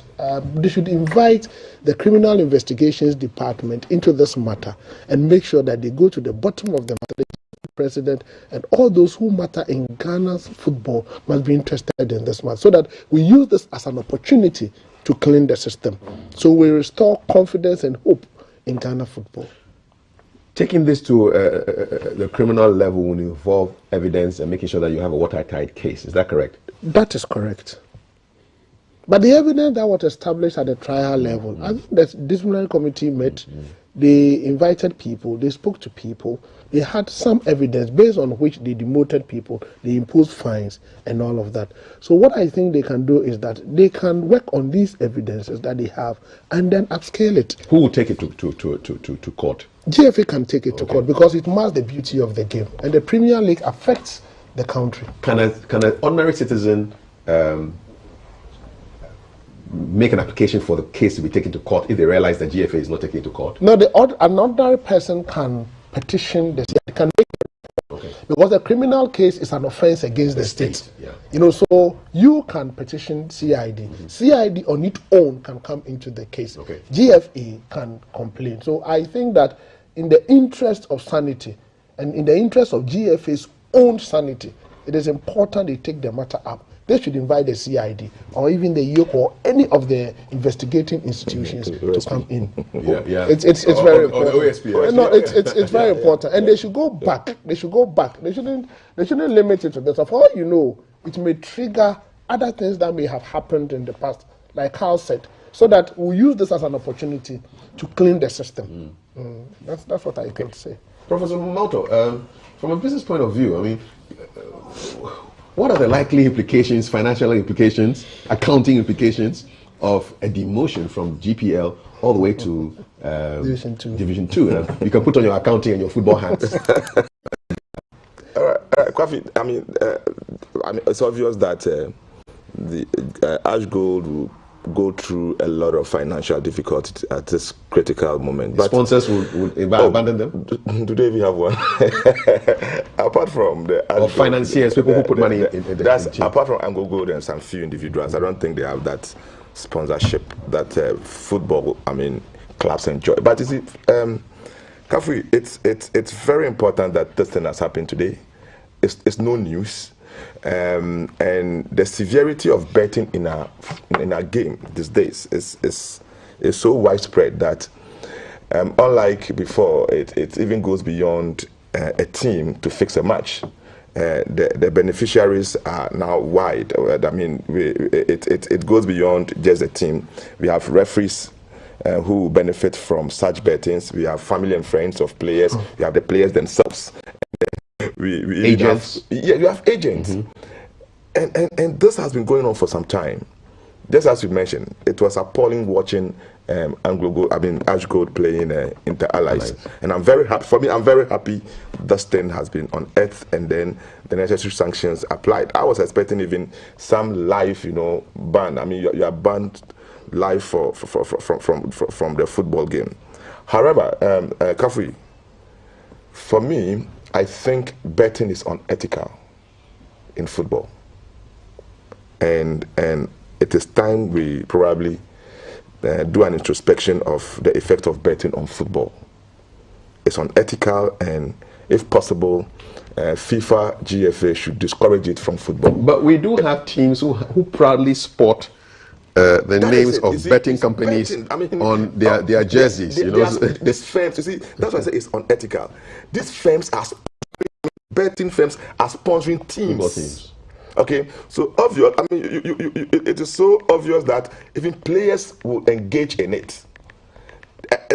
People must engage in it to make it viable for those companies to exist. So companies will now be influencing teams as well as players and close associates of players to influence matches. That is why I think that we've gotten to that period that we need to take a second look at betting playing an active role in football. Like Carl mentioned, FIFA itself is not immune from these issues. I mean, there are a lot of issues about FIFA, and they encourage it because it's all about money. And you see, the betting in football could be likened to the history in during the era of credit crunch in the US, where we had the instrument that is a naked swap. You pay a premium for the bankruptcy of a firm. So it's just like your neighbor paying premium on your house that one day to burn.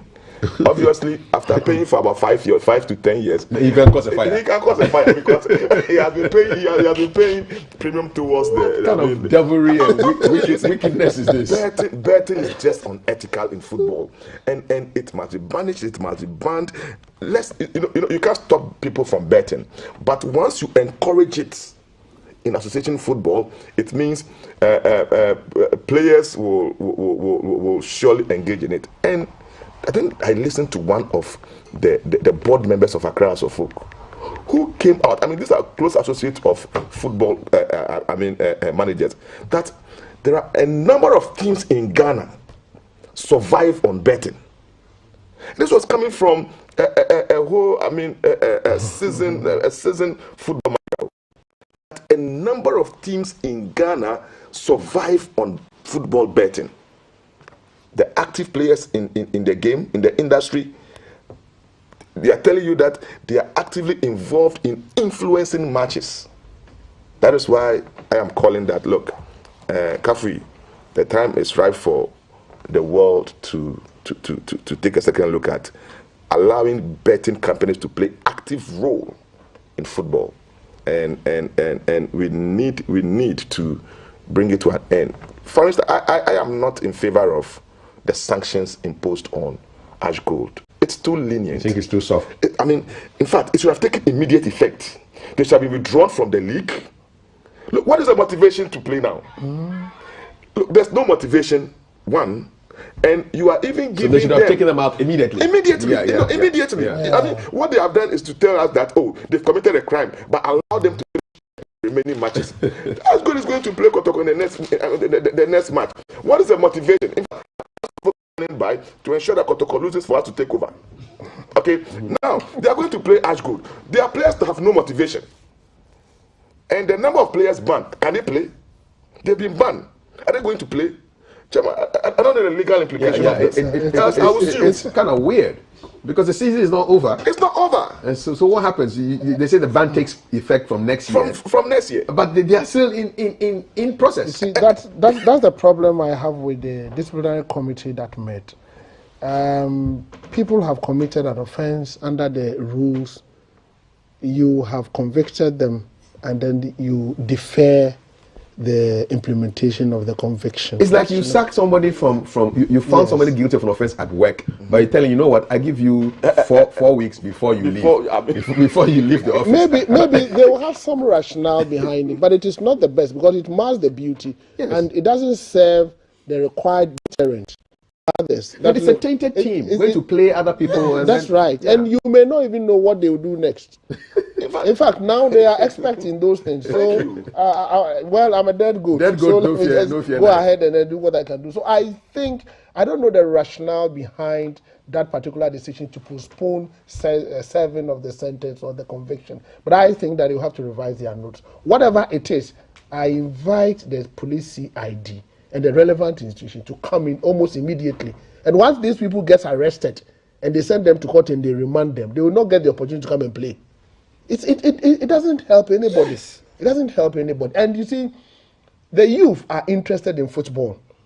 They are hearing and listening to these kinds of things. They grow, getting the understanding that they can pay their way out in everything and have it on a silver platter. This is dangerous for our country. So I think that we should not allow it to survive. As soon as they came out with their findings, quickly we apply rules and then get the criminal summons commenced, and that will help us.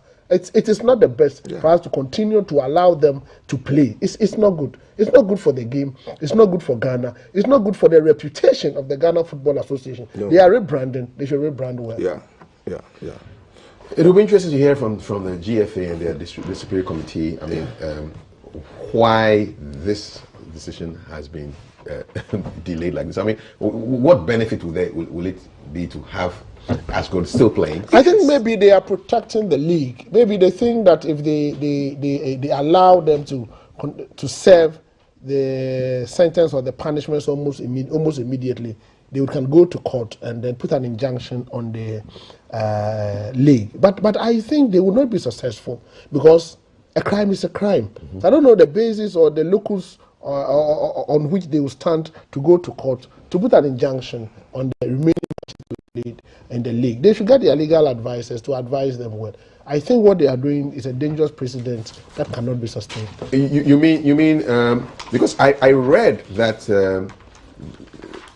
Ash Gold are, first of all, they are contesting this. They're going to appeal this particular decision. I was reading a comment from their communications man, Nana Jan, and so how will that work? I mean, all this evidence almost shows clearly that something has happened. But is it a default position for lawyers that anytime something happens, you appeal, even if you if you are guilty? No, there are grounds of appeal. You know, if your appeal is likely to be successful if you can establish the fact that there was error in law by the committee. Maybe the committee erred in law and you draw the higher authority's attention to the error in law committed by the committee. Or yes, that's it. But if it is error in fact, for you to be successful in your appeal, and most of them know. They know, except that at times the client, when you tell them you lose an appeal, they don't want to hear that. They want you to hear that you have a good case. and that is it. But when you look at the statutes, the appeal is part of the dispute resolution processes. So anybody at all can appeal, but whether you are likely to be successful or not is another matter. The only thing is that they should put higher punitive measures in place, make it difficult for you to appeal, so that if you want to waste people's time, you pay for wasting people's time. And that's how it should be. Right. Yeah. Professor Malto, your final comment on this. I mean, in terms of reputation of our league, what does this do? But already the league doesn't have that good image, which is so attractive enough to even get companies, our own companies, to invest in our league. That is why I also want to resonate with my colleague here, my senior colleague here, that look, by this time, any serious country, either the CID or the Office of the Special Prosecutor should have gone into this case. It's criminal, you see. And I'm very happy with the social side of it, that the youth are watching. If there's so much benefit in committing and perpetrating such crimes, they are encouraged to go into it. And they'll sustain it, because they are the youth of today. And in the next few years to come, once they benefit from it and they don't see anything wrong with it, it will surely persist. I think the call for criminal proceedings to be sanctioned, because this is what has been done. It's more like a civil side of it. It's not true. That is yes, true. I mean the lawyers know it, but there's this criminal aspect of it. Yes, I will flip through the law to see if I can get something to back my conviction that by now either the CID has invited those people, either the Office of the Special Prosecutor has invited them for Ghanaians to see the severity of the crime committed by those people. But it has a serious effect on our league, and as well as investment. Look, people may want to invest. Why is Togbi Afede investing so much money in Accra House of Folk? I know that he's doing that because a businessman, in future, he may probably have to offload part of his shares to investors. If you have a league that is openly manipulated by the teams and players, you know, there was one particular interesting, evidence given by a player that the opponent player queried a player of Ash Gold asked the coach of what do you call it, Inter Allies, as to why he brought in a player to come and spoil the whole. You know the Inter Allies player who scored 2 goals. Yes. Okay. Then a player of the opposing side goes to ask the coach why he brought in that player to spoil the whole. And it tells you that it was a ring well orchestrated by both teams. And I don't know, but I'm so irritated by the outcome that Ash Gold will be allowed to play the remaining matches. Do you know some of their players in the Allies, some of the players affected are even playing for Kotoko? Okay, I know a player like one Lamptey player who is playing for Kotoko. It also means that such a player who has been banned is still playing until the end of the season. Please, Kofi, I don't think this is any good news for Ghana and football as a whole, but the authorities must listen and then probably do the needful. There should be an immediate proceedings taken against all the perpetrators in this particular case, and see to it that the criminal side is also sanctioned. Very, very important. What do you think? Are you an Ash Gold supporter? An Inter-Ally supporter? How do you feel about this particular decision? The teams have been demoted. Company president and the CEO have been fined. What's your view on that? Are you somebody who bets on outcomes? What do you bet on? Okay, I hear you can bet on corner kicks. You can bet on when the first yellow card will drop. You, the betting gurus, I want to know, what do you bet on? You can bet on first half scores. So first half, you say Kotoko and Hearts are playing. First half, you can say Kotoko win. So if it's 1-0 to Kotoko, then you've won on that bet. But who will score? Yes, who will score? Who will get the first yellow card? Who will get a red? How many yellow cards will be given? Who will dance a particular way when they score a goal? I want to know how you are betting. You people who have been betting, I've never done it before. I want to know 05. I'm very curious. 055 556 10. Do women bet? I want to find out. Do women bet? Why are you bringing gender? I'm just curious because it's no, not. But all I hear is the guys. No, but I want to know whether the women also bet. This I'll come in for the women because football is for both men and women. No, but I want to know whether women bet. They do. Well, they do. So far they are interested. But why singling out women? Because when I go and watch the games and I see people because these days people watch the games with their phones. That is so. You know, and they are checking their results. Yes. And they are cashing out as the game is going on. But I've never been to any of these video centers and met any women there. I was at Hafasini. I went to watch a game there. I didn't see any women there. I watched at Dansoman. I don't see any women there. All I see are guys on their phones and they are monitoring many leagues at once. EPL is on. Ligue 1 is on. Bundesliga is on, and people are screaming and shouting. People are cursing players for missing shots. You know, because somebody was supposed to have scored at a particular time. And he put his bet on scoring by the 15th minute. And the person scored at the 16th minute. So then you've lost the bet. You know? I just want to know how you are betting, all right? 055 556 1034. Okay, away from football issues, there are other matters that are very important to us. Ghana may import electricity soon due to power shortages. This is the business analyst. This one has really... and that soon is 2022, actually. Ghana may import electricity in 2022, according to the business analyst, caused by faults of fuel supply contingencies. The 2022 electricity supply plan for Ghana has revealed. The initial plan was no import of power to the end of the year. However, inadvertent energy exchange on the tie lines could result from transient flows. They are giving us big jargon again. So the report indicated that Ghana's system peak demand is projected to rise from 3,987 megawatts in 2023 to 5,172 megawatts. And so this is quite an interesting story. But we also sell electricity to countries like Burkina and Togo. And, so how does that work? No, I don't know the basis on which they are saying that Ghana may, and I like the word may. It is not compulsive, but I think what they want to say is that we should manage our electricity well, because now we have a standing agreement to supply to neighboring countries. In fact, my understanding is that we even have systems where excess capacity are generated. You know, so it will be extremely difficult for anybody to conclude that we may import electricity. What I would agree with them is that we may have to improve systems and processes to step up regular and quality supply of power to industry and domestic use. That I would agree. But for you to say we would import, we are not there yet. We are not actually there yet. Yes.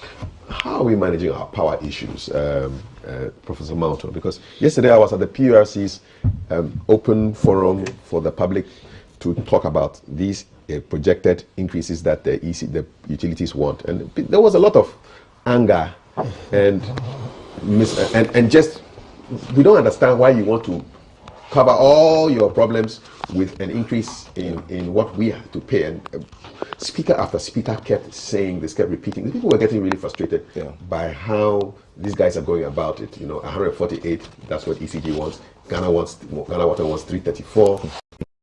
They don't understand. Kafi, I think we've discussed this issue for some time now, especially when we all know. I mean, ECG have genuine, difficulties. You can't take it away from them, and it boils down to investment. They need to invest so much in the distribution of the power generated. Currently, I don't think we have issues with generation. The issue is about investment in distribution of power. And once they have that resources to distribute, then they're able to also expand their income generation, especially I don't get it. It's like you have money, but you don't know how to spend it. That is it. But see, so I'm coming out. So you have distribute the power. Distribution simply means you need to send the power to the people.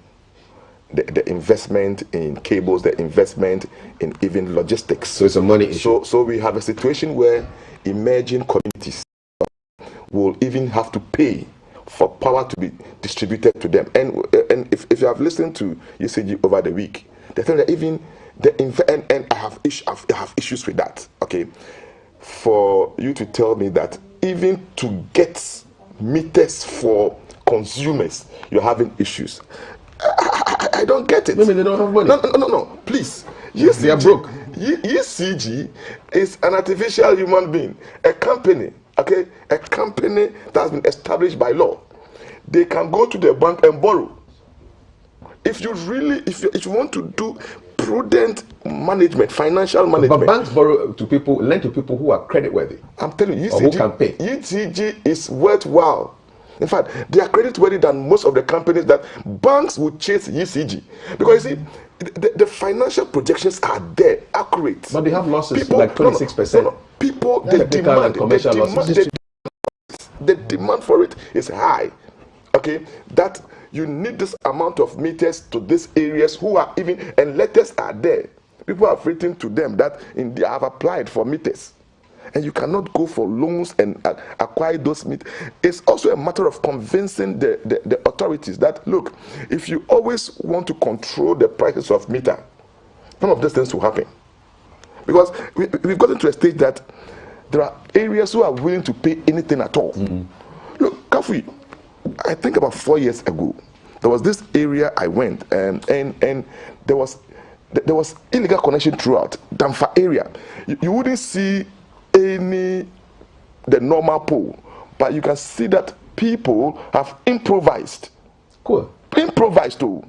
So I asked, do they pay bills? They said, look, somebody will connect from somebody's house who has some, and then it goes on and on. These are areas that needs that investment to distribute their power to. Indeed, they have issues, but for me, I think it's all about prudent management of their revenue. Alright. They do not, in terms of mobilizing their revenue, they are not efficient. Kafi, I don't know whether you have experienced it before, but you just have to probably get into some difficulties concerning ECG, either your meter or whatever, and have that experience with them. Yeah, I have. No, the frustration is real. A phone call. No, it's not going to happen. A phone call is not going to happen. No. You need to move to their offices. It's are things that we say on daily basis on national television. Look, I had an issue. I have to go there. In fact, I need somebody I knew for them to just come and replace a faulty meter in my house.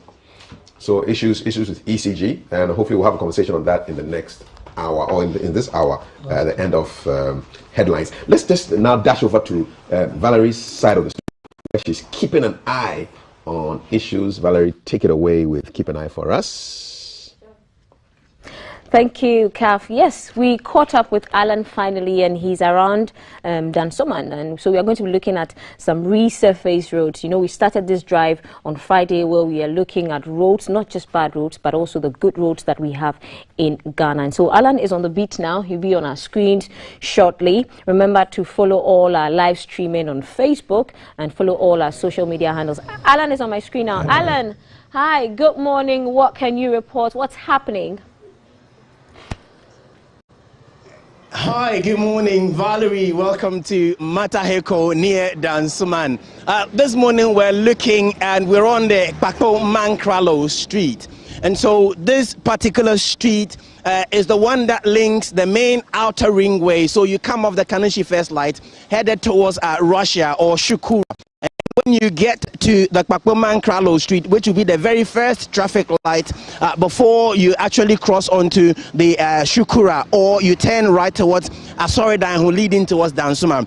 This road is one strategic one, such that it takes so much traffic off the main Kaneshie Odoko Highway, especially for those going towards Accra and would want to use the back road. And so this brings you off the main Kaneshie Odoko Highway, and then you use the back roads. Remember somewhere last week where we mentioned how some service roads in Ivory Coast makes traffic so less on their major roads. This is how this particular road strategically feeds the main road.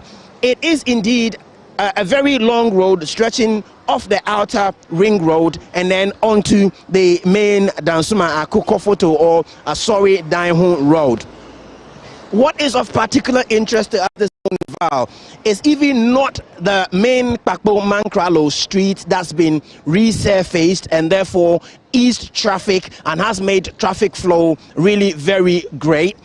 There is also a side road which feeds off the main Kpakpo Mankralo street and then brings traffic off that one too, and then towards one that connects you to the back roads, and around the Mataheko end you come up towards Russia. This is the Oko Adote street. We caught up with some of the people who live on this stretch of road to find out what their feel is ever since this side road had been resurfaced and the gutters or the drains alongside also brought up to some good standards. If you have our eye in the sky, or a view of our eye in the sky, you will realize that the road just next to this, the next link road next to this, is in a very terrible state. That is exactly what this road looked like before the resurfacing work. I'm going to go out there and speak to one of the traders who trades on this road, and earlier I asked her what her view is, especially given that this road had been resurfaced, and what it had brought, what benefit it had brought to her. She mentioned how, one, it had brought some increased traffic, which means her shop will be spotted by people who are driving through. Secondly, it means that drivers or commuters would have quick exit or entry into the main road. Secondly, school children who would otherwise be wanting to avoid the bumps and humps or the potholes on the road are today free to walk on the road without any issues or any problems. Indeed, our eye in the sky will give you a good perspective on this particular road there, Oko Adote Street. It stretches off the main Kpakpo Mankralo Street and connects you to the back roads of Mataheko. It also gives you a very beautiful aerial view of Mataheko near Dansuma. So we are here to speak to this trader whose shop is along the Oko Adote Street. We're going to speak Ga. So when we're done, I'll try and bring us some interpretation to what she had said to me in the Ga dialect. Manya, morning. Fine morning. Ofine Toyota. Ofine GTV ne. If you are a kuchon bene ehi kula shi wanake abafi kaja bena abafi ne minji chake mone ke bahanya ebiene fane loli chombie nibi baba o mepi chombie ne ewo ehane development ko eba kuchuemi ni no se hu anye biene ke yake ba te amehu ameshihlaminte ko anye se ko amejuofo ye lole a shi bia na te una lete amenyo jogba ameyaba ne agbene hu ekechake moko eba nyejara yeli egbene ye ja ken na ka shop bia shop se kuma hu ye o ma se ye nwe te chake mo ne ke ba nyejara yeli mi hu fio aba mi fio aba mi fio ehane no fiane henu gbo ne hu enu gbo ya bola be but enje no ba na keshi bola be go time no fiano ya smoothly. And so we have been speaking to a trader along the Oko Adote Street, newly resurfaced road near Mataheko, between Mataheko and Dansuman, and she's just told me that I asked what difference this road had brought to them ever since it's been resurfaced, and she took us a little back on what it used to be before the resurfacing, and she also mentioned how whereas in the past whenever there's rain they have issues, now the drains have been reconstructed, road resurfaced, and so they no longer have issues with flood. I also asked about whether they've seen some increase or changes in business, and she says yes, indeed, because of the amount of traffic that goes through here, it obviously made it easier for commuters to stop and pick a thing or two from them. And then he also mentioned how in the welfare of school children, now they are free because the road is clearly marked, and so where they have to walk is also clearly marked for them, and they don't have to be in the road to share the road network with commuters or drivers. This is the situation so far with the new road resurfaced around Mataheko and Dansuma, and so the main one for a brief is Bakpo Mankralo Street, and then where I'm currently standing, which is supposed to be a feeder road or an access road, is the Oko Adote Street. Thank you very much for joining us this morning on Keep an Eye, coming to you live on hashtag GTV Breakfast at Mataheko near Dansoman. Thank you very much, Valerie, for joining us. Thank you, Alan, for that report. And yes, lucky to those residents who live on that stretch, you have benefited. I'm waiting for when it will get to the Accra Tema motorway. This is a plea for those of us who use that road every day. That road needs to be resurfaced. And the hashtag to follow is GTV Breakfast. Still headlines, Kaf and his gentlemen are discussing what's trending in the newspapers and online portals, and you can join the conversation using our hashtag GTV Breakfast or our WhatsApp number 055-556-1034, and CAF is on the screen now. I mean, there's some messages from you guys. We're going to CAF now. Okay, so he'll be with you. CAF will be with you shortly. We are moving gimmicks in here. The hashtag is GTV Breakfast. Do you bet? Which bet apps do you use? You think it's safe? Some people are saying it's unethical. Some people are saying it's the new way to make money. Kaf and his guests are discussing all betting guests. Kaf, over to you. Thank you very much, Valerie. I asked the question, hey, you guys who have been doing the betting, what do you bet on? And J-Boy Scouts from Tema Community 2 has come through. He says, betting is a whole lot nowadays. You can bet on how many bookings, how many yellow cards or red cards will happen in the game. You can bet on how many goals will be scored. That they call it correct score. So when somebody is saying correct score, it means Igbami. They bet on corner kicks. They bet on both teams to score. When you bet on over 2.5 goals, I mean, I know what is 2.5 goals? 2.5 goals. A goal is a goal. How can you have 2.5 goals?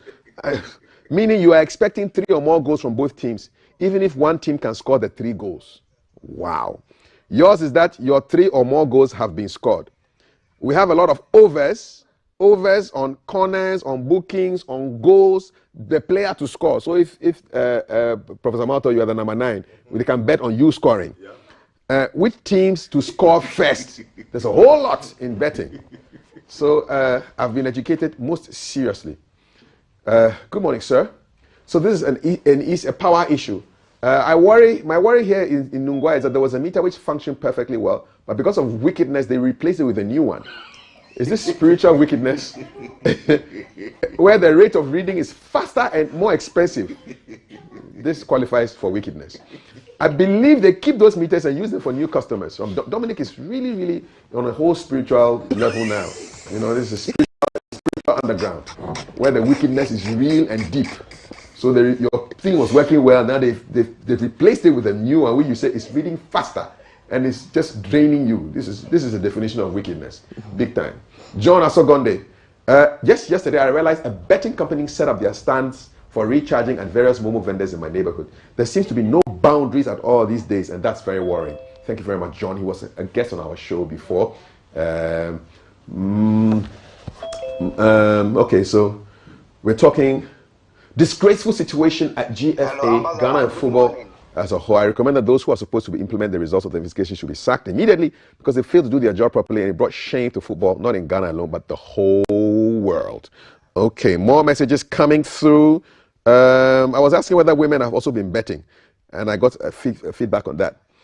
If our leaders really want Ghanaians to avoid criminal acts such as match fixing others, I believe they should make law learning free and compulsory for all. Without can have no money for any person, and also to help regulate behavior. Okay. You don't need to go far when it comes to illegal connections. Just behind your studios at Kanda, Nima, Mamubi, and Newtown. Thank you for the GPS locations. Yeah, thank you for that. Where do you live, by the way? Zuberu. I pay for my poles, cables, and meter just to get electricity to my new house. Why does ECG want me to pay more? Let's privatize all the utility companies. Period. Michael from Medina says, I like first half over 0.5. You see, this is betting lingo. I don't understand it. But for those of you who understand it, what is it? First half over 0.5, which means by the end of the first half, they should have scored at least 1 goal. Is that it? Okay, we'll need to speak to the consultants on this. Women bet, Papa. I know a nurse in my house. She's a champion in betting. Oh, Bami nurse. I mean, this is. I'm glad. What to happen? What will happen to the patient? If he loses, the injection gets more intense. Stay still. If they will throw. I just lost 4,000. Keep quiet. You know. So maybe that explains some of the frustration we get from the nurses. Sometimes you go there and they are screaming as you don't know why. You just ask him, madam, what is wrong? You know what Juve did to me last night? No. I think Ghana registered nurses interested in I think so. So now we're understanding the frustrations. You know, oh, keep quiet.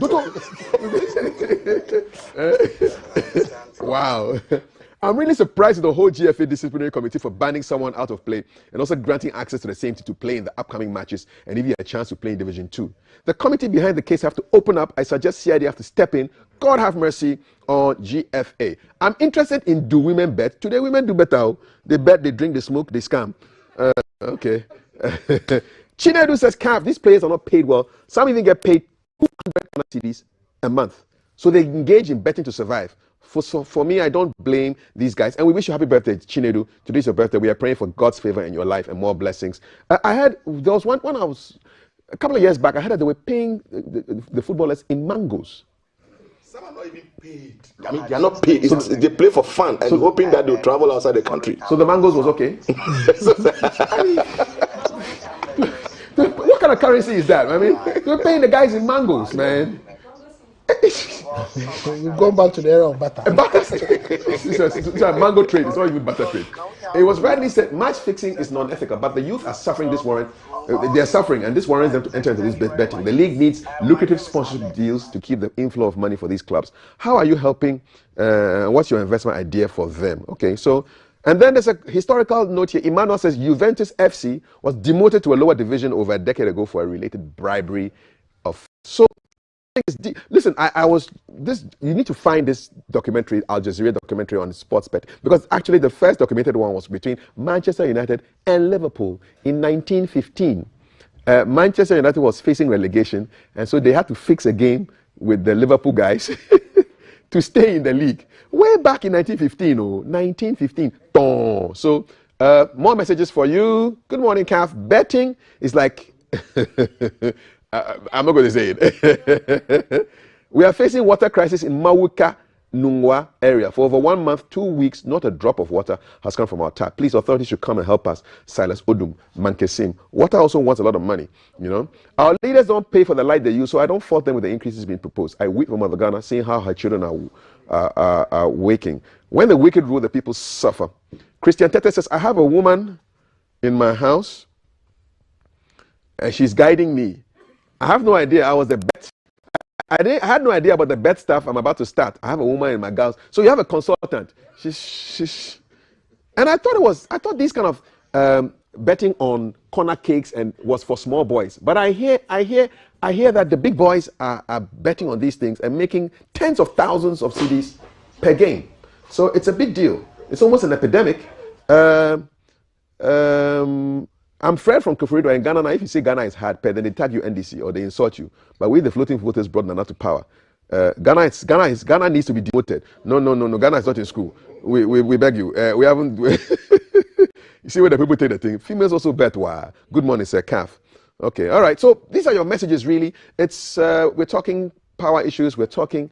Okay. Calf. Good morning. Ladies do bet. My mom's house help is a typical example. I'm glad you didn't give me her real name, but you say her nickname in the area is Betting Manya. It's like a queen, eh? Manya is a queen. Betting queen. The house help is betting. Watch the portions of the food you are getting. Because if she's betting, what is she betting on? What is she using to bet? I mean, is it the housekeeping money? He said she won 4,000 with just 5 Ghana. What? Wow. 4,000 with 5 Ghana. Wow. That's crazy.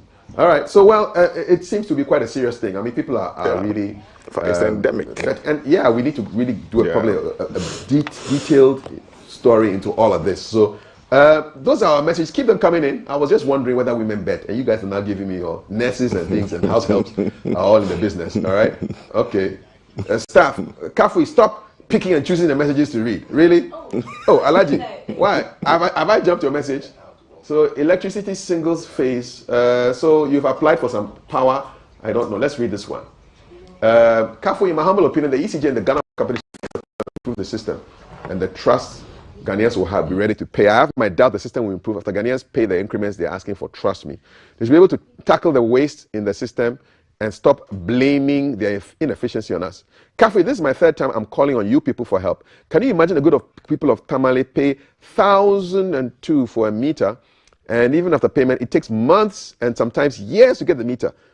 Please, we need help. This is the evidence below. So this is a letter that you sent.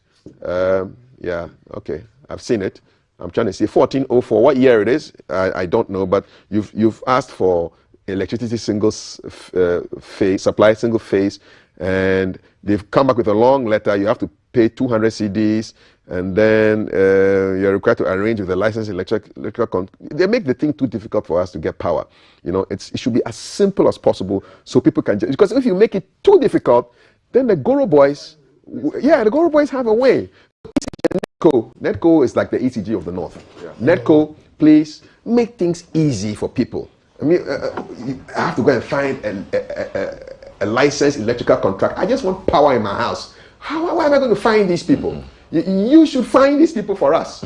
Yes, I have no business finding a contractor. Yeah. I think ECG should let us know that these are the contractors in your area. It's as simple as just having a platform. You put all the contractors on that platform and say, go to this website, and whatever area you are in, this is Pig Farm, whatever, these are the contractors. Yeah. Contact them and then get some money, you know, and get them to sign up to be on the thing. So you're making money from the contractors, and you can give us power, lad. Sure. Netco and ECG, you make they talk too much every morning. Anyway, okay, so those are your messages right now. Keep them coming in. 055 556 10 34. Keep the betting messages coming in as well. House helps and nurses and all that stuff. All right. Okay, so there's a big. This should interest you, Dr. Osai. So the Major Mahama murder case, the Attorney General has closed the case against the 14 accused. What does it mean when they say the state has closed the case in a criminal affair? Prosecution. Yes. In a criminal prosecution, when we say that the state has closed its case, the state would have to prove its case beyond reasonable doubt. Mm-hmm. It is up to the accused to raise a reasonable doubt in the case. So while the state is prosecuting, the state has proven its case beyond reasonable doubt. So they have closed their case. They're proving that you were culpable in the matter, and all of that. Depending on the charges preferred against you, they have proven their case with the required evidence. They've called their witnesses, everything. Now it is up to the defense to open their defense in the cases by the prosecution. So that is the meaning. The state went to court. They came up with the evidence. They came up with witnesses to support their case. They have made their case. It is then up to the defense to open their defense. That is the accused to open their defense. So the court will then make a ruling that the defense or the accused open your defense now. So that is where we are at the moment. So is the case not over? The case is not over at all. It's now that the accused would open their defense. So once they open their defense and they are done, then a ruling will be made on it. So it's not over. And here was I thinking the case was over. No, it can't be over. Because once you close your case, the defense will also have to open their case. They open their defense. The prosecution has a case. The accused has a defense. Why has it taken 4 years? It's a murder case, and normally murder cases you set a jury, and even constitution of the jury alone can take 1 year. So it's a murder case, and this involves taking people's life. So once the person is found guilty, the person may be killed. Advisedly. So they are very careful in prosecuting the case. So you take it slowly, but I know one day we'll come to the end of this matter. Everything was on video. That is so. Mm-hmm. What else do you need? In criminal case, you have to prove your case beyond reasonable doubt. Connecting or linking the accused to the crime is the most difficult evidence in criminal trial. So the thing was, it was on video. Whose video was it? Who took the video? At what time was the video taken? Is it coming from the proper source? So in a murder trial or in any criminal case or in any criminal trial, connecting or linking the accused to the crime is the most difficult thing. The most difficult work in criminal prosecution is the prosecutor the evidence and connecting the accused to the crime. The most easiest thing in the criminal trial is the accused raising a doubt in what the prosecution has done. So if you are a lawyer and you are the prosecution side, you have a lot more work to do than a defense counsel. Somebody poured fuel on the church guy and set him ablaze. Everything is on video. What again? Whose video? The evidence is whose video? Is it coming from an individual's video or a CID's video? Has the video been tainted or been modified? What time of the day was it? How do you connect the person to the crime? Even the person, the image in the video, the person's lawyer can raise a doubt about that image in the video. You know, so you give the person the opportunity. And it's not as if anybody taking video and then sending it to the court can be admissible. Admissible evidence is one other evidence act. If I raise a doubt in it and I argue and the court does not admit it, it doesn't become evidence to support the prosecution. You know, so people must understand that, look, when it comes to criminal prosecution, that in my practice, do you see why people don't trust lawyers? People would have to trust lawyers because to a lawyer, the rule of the game is evidence. If you cannot, anything, no, but you understand? Can you understand why people are thinking, okay, listen, this thing happened, somebody filmed it, we've seen it, I saw that video. 2018. Why isn't justice said? Who filmed it? What was the motive behind the filming? But who was in the video who was getting burned and killed? We know who the person was. That's right, but what was the motive for filming? And you, the person who was filming, why did you have the psychological this thing to film? Were you okay in filming it? I mean, you were not afraid you can also be lynched. You understand? So all these things comes into play. I'm not defending. What I'm saying is that as a lawyer, the most difficult thing for you to do is to be in the prosecution's shoes. If I were to be the defense counsel, it's the easiest thing to do. Mine is to raise a reasonable doubt in the evidence you have produced. But if you are doing prosecution, it's the most difficult thing to do, to connect or link the accused to the crime. It's the most difficult thing to do. Is it not possible that by the end of this case, some of the people even accused could have died or something? Well, then the ultimate punishment they will get is death. So if they die before we finish the case, then that's it. That's the ultimate. Because the punishment for murder in our constitution, definitely they can say death. The maximum is death. Death by hanging, death by firing squad, death by electrocution. So where is the justice? So if you die before we end the case, so be it. But we'll go through the full hog of the case. Where is the justice? There was an instance like that one of the accused died. This law lecturer, what's his name? Professor Bene. Professor Bene's case. The accused died before they ended the case. And so that one is nobody's fault. It's nobody's fault, but we will go through the full hog. And please, when it comes to criminal prosecution, people must understand that you have to connect or link the accused to the crime. If you are not able to do it, you are serious. And the standard is prove your case beyond reasonable doubt. The standard for the defense counsel is raise a reasonable doubt in your case. And that is the easiest thing to do. It's like research. The difficult thing to do is you researching and writing your research paper. The easiest thing to do is for anybody to critique your work. That's the easiest thing. So when you get your supervisor critiquing your work, something you have done within 2-3 years, somebody can use 30 minutes to scatter everything. That's how it is. So your supervisor or the person critiquing your work is the defense counsel. The person writing the research report is the prosecuting lawyer. So Attorney General, I really pity them, most of them, because especially when they are not the ones to gather the evidence. It's the police that should gather the evidence. So when they destroy the evidence at a particular stage, it makes the prosecution's work very difficult. Will this case be settled in this decade? It will be settled. I believe it will be settled. And the way they are proceeding, now that the prosecution has closed its case, we give the opportunity to the defense counsel and the defense to open their defense. And I know that it will not take so much time. With all these delays and frustrations, do we have lots of criminal lawyers in Ghana? Oh, every lawyer is a potential criminal lawyer. But who actively go into business like this? No, it's not a business. I mean, when you are being called to the bar, you swear an oath to defend everybody. And you defend everybody. But do we have enough? Because I mean, we have a lot. This is just 4 years. I mean, everything looks to be there. I mean, it's there. I mean, what again? You see, from your naked eye, from the layman's point of view, everything is there.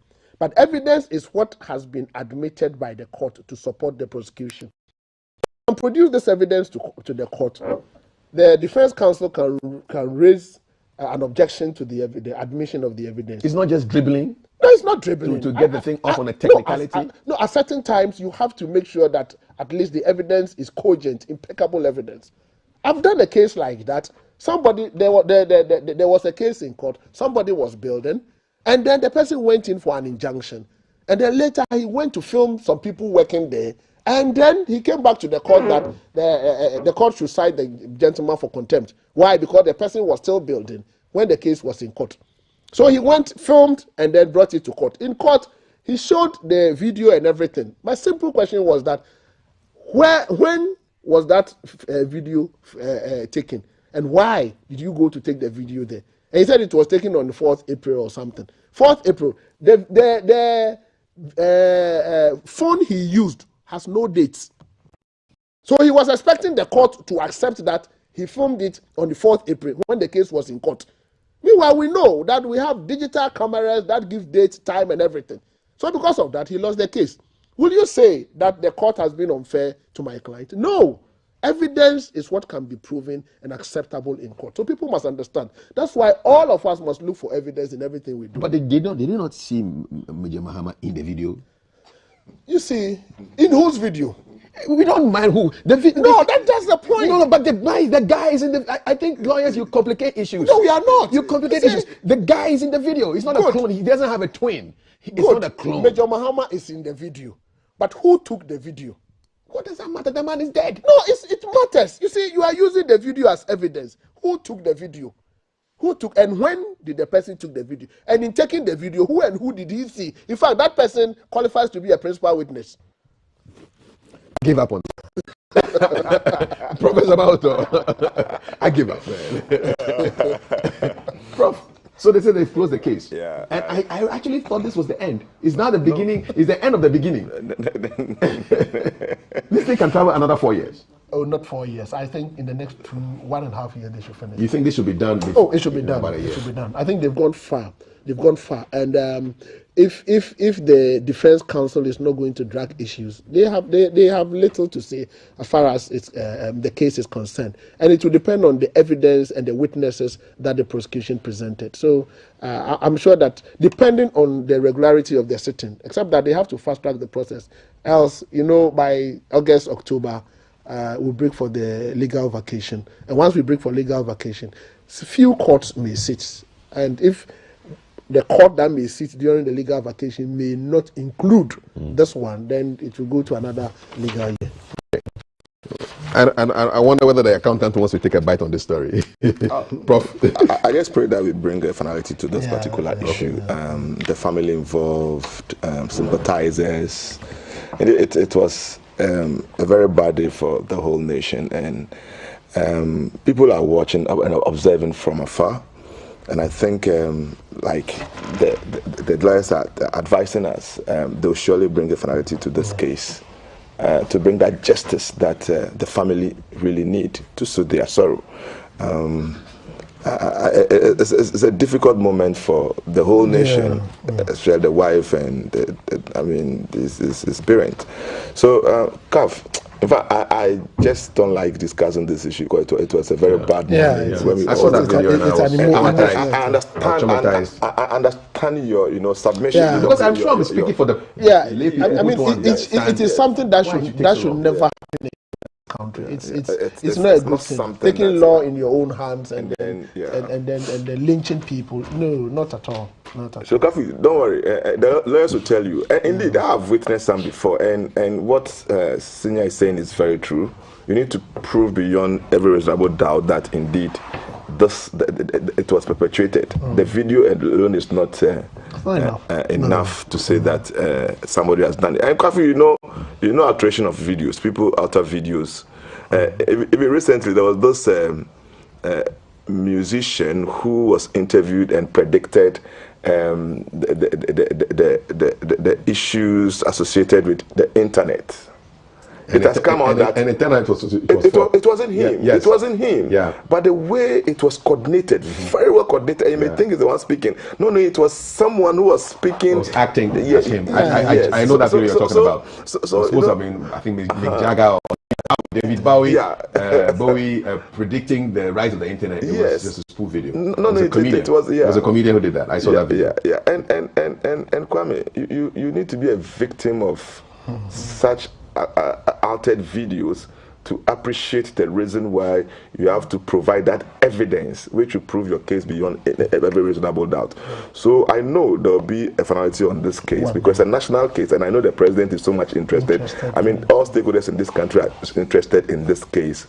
I'm just praying and hoping that the court will bring this case to an end for all of us to have that confidence in the law court. We have all the doubt. I used to ask same questions like you, Kafu, some time back. Now I have a lot of lawyer friends who really educate me.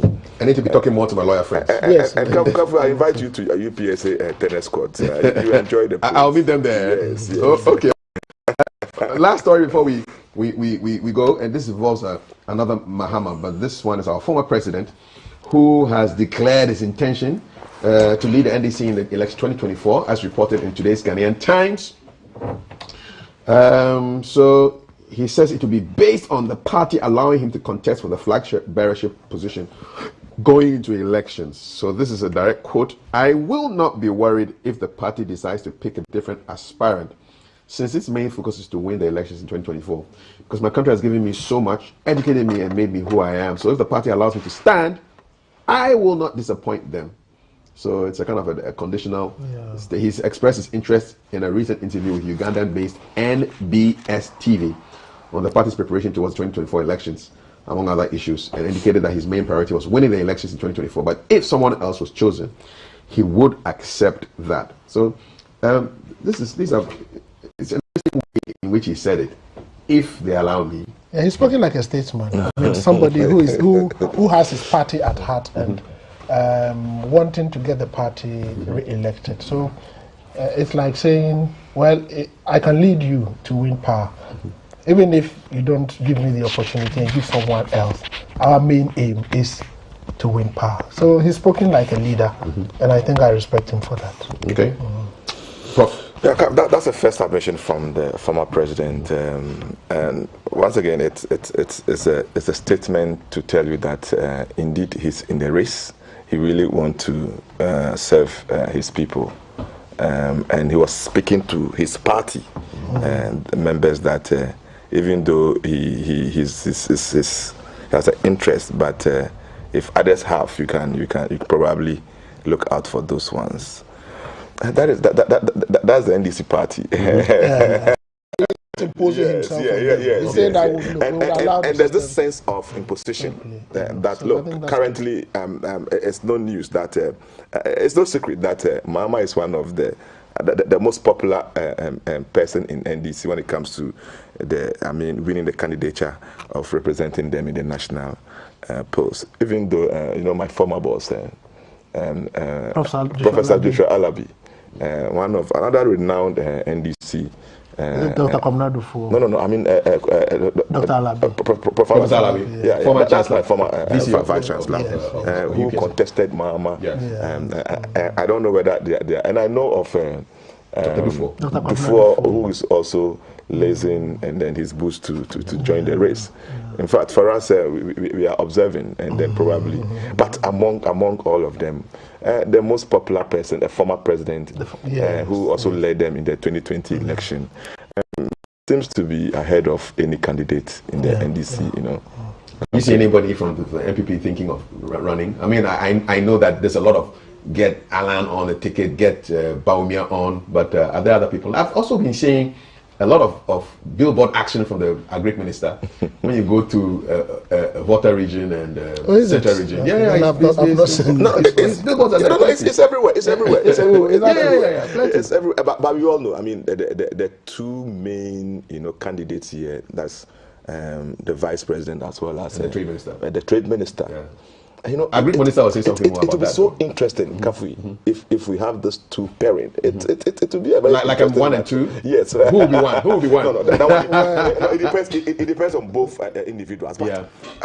I see that competition, rivalry, and politicians. I always say that the political parties must look. Oftentimes, after this internal competition, it tends to weaken their chances. So giving these two camps. If the party elders probably will speak to them to come together and probably 1 and 2 tickets. Half. But you can't rule out ambition because both of them would want to be president. Yeah. Both of them would want to be president. I was reading from Nigeria yesterday where 10 cabinet ministers have had to resign. They all want to be president. Yes. I mean, they're really something. And these are all cabinet guys, Can you imagine this happening in Ghana? Your government is down. Yeah, that's what happens to government, especially when you are moving into in the period of election. You have interested parties, who are core to the development of agenda by that particular party in government, aspiring to take over their party. It's always difficult for governance in those countries. But you see, it tells me that they don't have succession plan, and because if you are a party and you are a party that produces leaders or government, you form government, you should have a very good succession plan. You should have about 10, 20, 30 leaders in succession for the next 20 years. You develop them specifically to lead this country. Once you are able to do that, you are not likely to have these challenges. Democracy will play out, but then you know who is next. You prepare them. I think in a part of the world, we don't take time to prepare our leaders. Leaders emerge naturally on their own. And when they emerge naturally on their own, they come to do things that affect society. So I think that my advice to all the political parties is that they should make a conscious effort of building a lifelong core of leaders that can lead them into the future. I think that would really help. But don't you think that's what happens in a part of the world? We all know, look, the emerging names are not new. They've been part and parcel of both parties. The vice president is not new to MPP. Alan is not new to MPP. The same applies to the NDC. Joshua Alabi is not new. Neither but have they specifically been prepared for that position? But these are ambitious people who knows government, who knows they know governance. They've been part and parcel of virtually every governance they've ever had opportunity to lead. We'll see how it goes. Let's see how NDC will do this by November. They will know the competition hasn't started yet. So for me, for those who are doing predictions, I laugh. If you have been part of this process, I have been part of this process since '92, and you realize that those who make the most noise and loud noise, they don't get to be closer to that. They don't get anywhere. So when we get the competition hasn't started because NPP does not have a leader for NDC does not have a leader in 2024. So anybody who predicts the 2024 election is predicting it doesn't have any basis. In fact, the competition is yet to start. But FCC, the competition is yet to start. I think about the MPP candidates. Yeah, I think I was reading something like that. You made a prediction on the Yes, I think. And on what basis? The vice president also. Anyway. All right, gentlemen. I haven't read it yet. But it will be interesting. It will be interesting. And so has our conversation. Very interesting. Thank you so much. Dr. Eric Odru Osang is the Director General of the Internal Audit Agency. Professor John Malto is Dean of School of Graduate Studies. We've looked at issues of match fixing, the way people have been betting is crazy. And then power. And talking of power, the next conversation is on power, because Thelma will be having a chat with Mr. William Boateng. He's the Director of Communications at the Electricity Company of Ghana. He will be telling you exactly what their rationale for the hikes, proposed hikes in tax. And I recommend a book for you. It's called Keylong Kings, Confessions of the World's Most Prolific Match Fixer. It's a book that I just found. I'll read it and I'll share insights for you. But it's called The Keylong Kings, Confessions of the World's Most Prolific Match Fixer. Very interesting book to read in these times. You stay with us. Hashtag GTV Breakfast. I'm going to have a bit of my... This is round 2. I had oats, so this is my second round of breakfast. See you. Power conversation next. Very nice.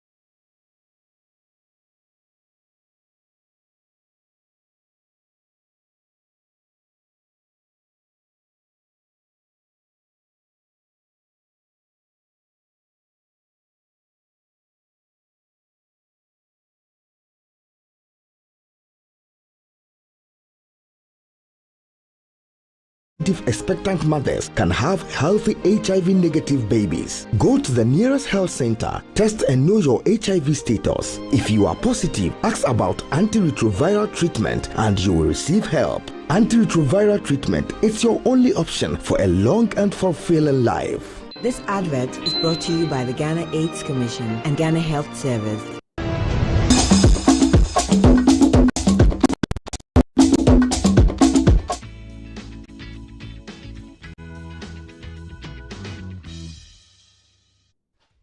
Minutes to 9 o'clock. You're watching GTV Breakfast, and last week we got up to the news that the utilities are asking for some really high percentage increases in their tariffs, and notable is the Electricity Company of Ghana looking for a 148% increase in their tariffs. And the question is why? Well, my colleague Thelma is sitting right now at the HQ of the Electricity Company of Ghana.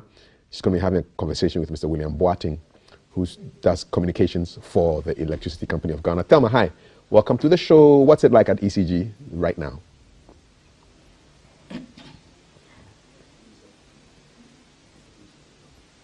All the lights are on, so no power here because we are the home of ECG. We are coming to you live from Electro Volta House right here in Accra. The ECG shares this building with VRA, so everything they need to generate power is here. So all the lights are on, and we are here to have a conversation about how the ECG is proposing increments 1, 10, 20, 50, 100, 120, 148% is the proposal the service provider is putting on the table, and consumers are asking one question, why? And it's that question that brought us into this office this morning. We are sitting with the communications director of the Electricity Company of Ghana, Mr. William Boateng, and he will be answering some of our questions. So, CAF, that's what we are doing here. Good morning, Mr. Boateng, and thank you for welcoming us into your office. Thank you very much, and thanks for this opportunity.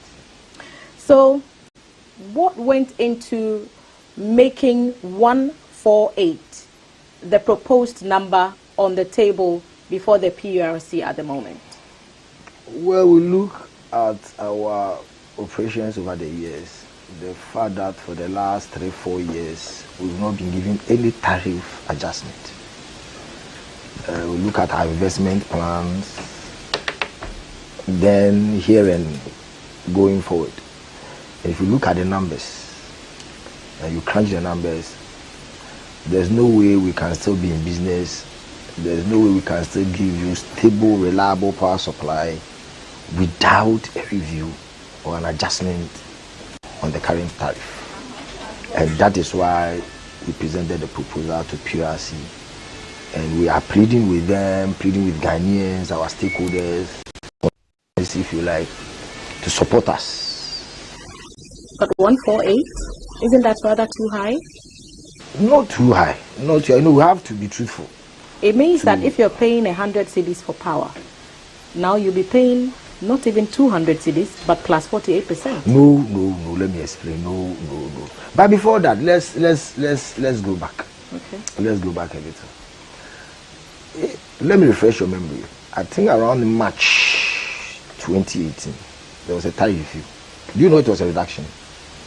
a reduction of an average of about 14%. In fact, residential customers came down by 17.5%. Non-residential came down by 25%. The mines, the industries all came down. Review, a reduction, average of 14% on tariff. The last one is on July 1st, 2019. That's the last one. And we got an increase of 5%. Since then, we are talking about 3 to 4 years, operating at the same level of tariff, whilst everything in this country, outside this country, is going up. You know that. So definitely we have a case, and we have a very, very good case. We presented a tariff proposal to the PRC. Two major issues. I think that we seem to be paying attention only to the increase. One, we are saying that PRC should look at the structure of the tariff for us. It's not good. It's not helping us. What's the problem with the structure? The structure is more of it's multi-band. It has a multi-bands. What it means is that, and it's also progressive. You know, you can say punitive. What it means is that if you consume 0 to 50 lifeline, you pay a different tariff. When you move from 51, then you are paying more. From 301 to 600, it's punishing you. We say progressive, but what it means is that it's expensive. It's getting more expensive. We are of the view that it should be rather the more you consume, the less you pay. That makes more of business. I mean, it attracts people to consume more. It attracts businesses to continue to use the national grid because we have a lot of resources. And then we utilize the power we have. Then the margins will come in flowing. But if the industries are using power and they reach a certain stage and they have to cut off the national grid and go for an alternative, cheaper power supply, I think that is not the best for the business. So this is one. Director of Communications, yes. You are telling Ghanaians that we should pay more so that you can guarantee us a stable, reliable power supply. I noted that I find that an idealistic principle. That's our mandate. We have to do that. That's the mandate. But are you executing it? Yes. Is it happening? Yes. Is power stable now? Let's start with stable. Is power stable now? Okay, let me conclude what I want to put across quickly so that we come back to the stability of the power supply. Now, this is one of the issues we raised the PRC. Then we also said that because of the multiple bands and the way it is punitive, it's disincentive to customers to pay their bills. In fact, they come all the time and they have a problem with their bills. You have to explain and they don't seem to understand. Because immediately they jump from one bracket to another, you are virtually doubling the price of the tariff. And the person is not happy about it. So, two, the meters we are buying, we have to buy sophisticated meters, very expensive meters, to mimic the tariff structure. Is the PRC buying into these plans to change the tariff structure? It's a proposal. So I'm just explaining what went into what we are doing. So that's not only that. We also made mention of the fact that we know cross-subsidization, for example. Some big industries in the PRC where they are subsidizing power for some other categories of customers within the same tariff structure. And we think that it is not the best. They should do something about it for the industry so that at least the price of their tariffs will come down. So that there's a balancing act. Okay. With time, we are not saying immediately, but there should be a plan going forward so that they will have a tariff that they are comfortable with so that they can use their power. So let's circle then we move to the increase we are requesting. We have two. Now this is what they can do to help us.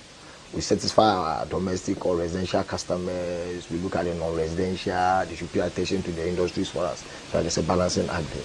Then we are saying that over the years, in the last 3-4 years, we are operating with the same old tariff. Look at investments. And in our presentation to them, we gave them facts and figures, evidence-based. We spent $393 million in the past 3 years to complete various projects to match the demand of electricity within our operational area. 393. We still have projects that are not completed.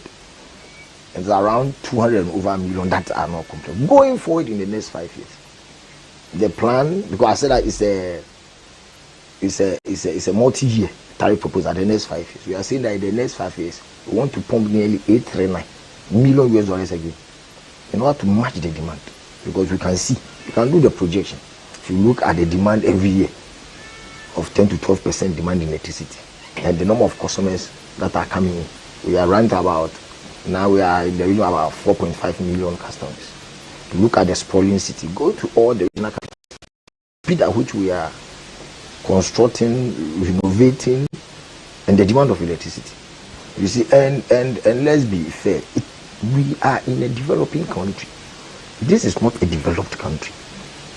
We are developing, so we'll be building, we'll be demanding, we want investors to come. 1D, 1A. They are all coming to depend on electricity. If we don't strengthen the electricity, architecture, the structure, the network, everything, we are in trouble. But it all sounds very nicely, communicated.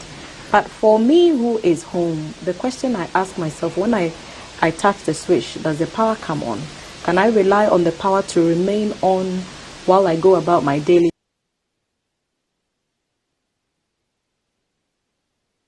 Freezer is still on. It's not gone off and my food is not going bad. So when we talk about stable and reliable, that's what it means to the consumer.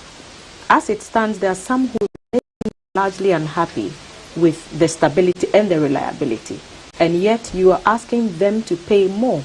And that's why they are asking the question, why should we pay more if the services remain the same? The services have not remained the same. I don't want us to... I'm not sure customers want the system to deteriorate. I'm not too sure that. Everybody, because everybody, you can do your own sampling or what have you, and they will tell you that they want power to be stable. Until recently, let's be frank, power supply in this country has been stable. So what happened recently to change? No, but you heard from my Honorable Secretary Minister Dr. Nepa said that you do CC. We are talking about investment that we should bring to bear on our system. Now we've got the money. How do we invest in the system? We don't pull the old ones down and fix it. Anytime the power has gone off in recent times, as you're saying, it has been because something needed to be fixed? Yes, we are doing a lot of projects. That is why. You know the rains set in recently. And they came with serious rainstorm. So this is inherent in the system we operate, especially when we are free to search the havoc the rain caused, these recent rains. And you saw it on television. It affects power supply. It affects our power supply. That's why it's a developing country. If we don't exercise patience and we don't jojo, and every time we put something out there, people take a stand without listening to us, every time we'll be angry for nothing and pressure. Let's take our time. Greco, we made mention, if you heard of Greco's release, that they have to string some new lines. 161 lines to improve their transmission lines in Accra, Greater Accra. That's an effect because they have to put the system off. We have to transfer load from one transformer, unhealthy one, or that cannot take the load, to a transformer that can take the load. What stops ECG from communicating these plans so that people prepare? I usually see releases after the outage has happened, and then it seeks to rather explain an occurrence we have two types. We have the planned maintenance or planned works, and we communicate because that's what the Lord PRC benchmarks or PRC regulations stated clear in one of the regulations that we should give information 3 days before an outage. So the ones we have control over, we cause the announcements. There are others we don't. For example, when there's a rainstorm and then there's a localized fault and the system goes down, it goes down before the customer calls us. And that is the problem. So that is when it lingers or it will take time, we have to draw your attention that we know that there's an outage in your area. We are promising that by the customer. Our engineers are working.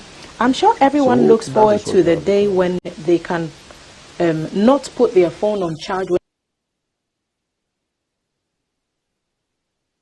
The power may go off and then their phones or their gadgets will power down. We all look forward to that. Yes, I agree, but we look as if because of the tariff issues, we seem to have forgotten that last year we had a very, very stable power supply. You remember, we have the statistics there. We have our SID and SIFI frequency, the number of times power goes off, the duration. Those indices are there. We present it to PRC all the time. We do management meeting. We present it to ourselves. Why is this area going up? The point I was hoping to make is there's a lot of capital that is going into this. You've mentioned 393 million that you've pumped into various projects. You're projecting $839 million to spend over the next 5 years. How much do people owe ECG? I don't know whether we have to discuss the tariff itself, because you need mention of 100%. And I think that customers watching us will be thinking that that's what we are talking about. That's not 148. No, it's not 148. No. Let me explain. Okay. Basically, we have 3 major components in the tariff. Anytime they are analyzing or they are working on the tariff, we have 3. Let me how do I put it? So we have the generation component, one aspect. We have the transmission. These are the major ones. I don't. Another one doesn't. But we look at the generation, then we look at the transmission, and we look at the distribution. So we are the tail end of the value chain. Have you got it? Right. And our distribution service charge. What we are talking about is the aggregated sum. Is the end at the end of the day. That's the total sum we are talking about. So you are putting the 148% on the total sum, your bill, your final bill. That's not what we are talking about. We are talking about our distribution service charge. So there's a generational charge, there's a transmission charge, and there's a distribution charge. So when I look on my bill, so for example, I did a quick one here when you came around.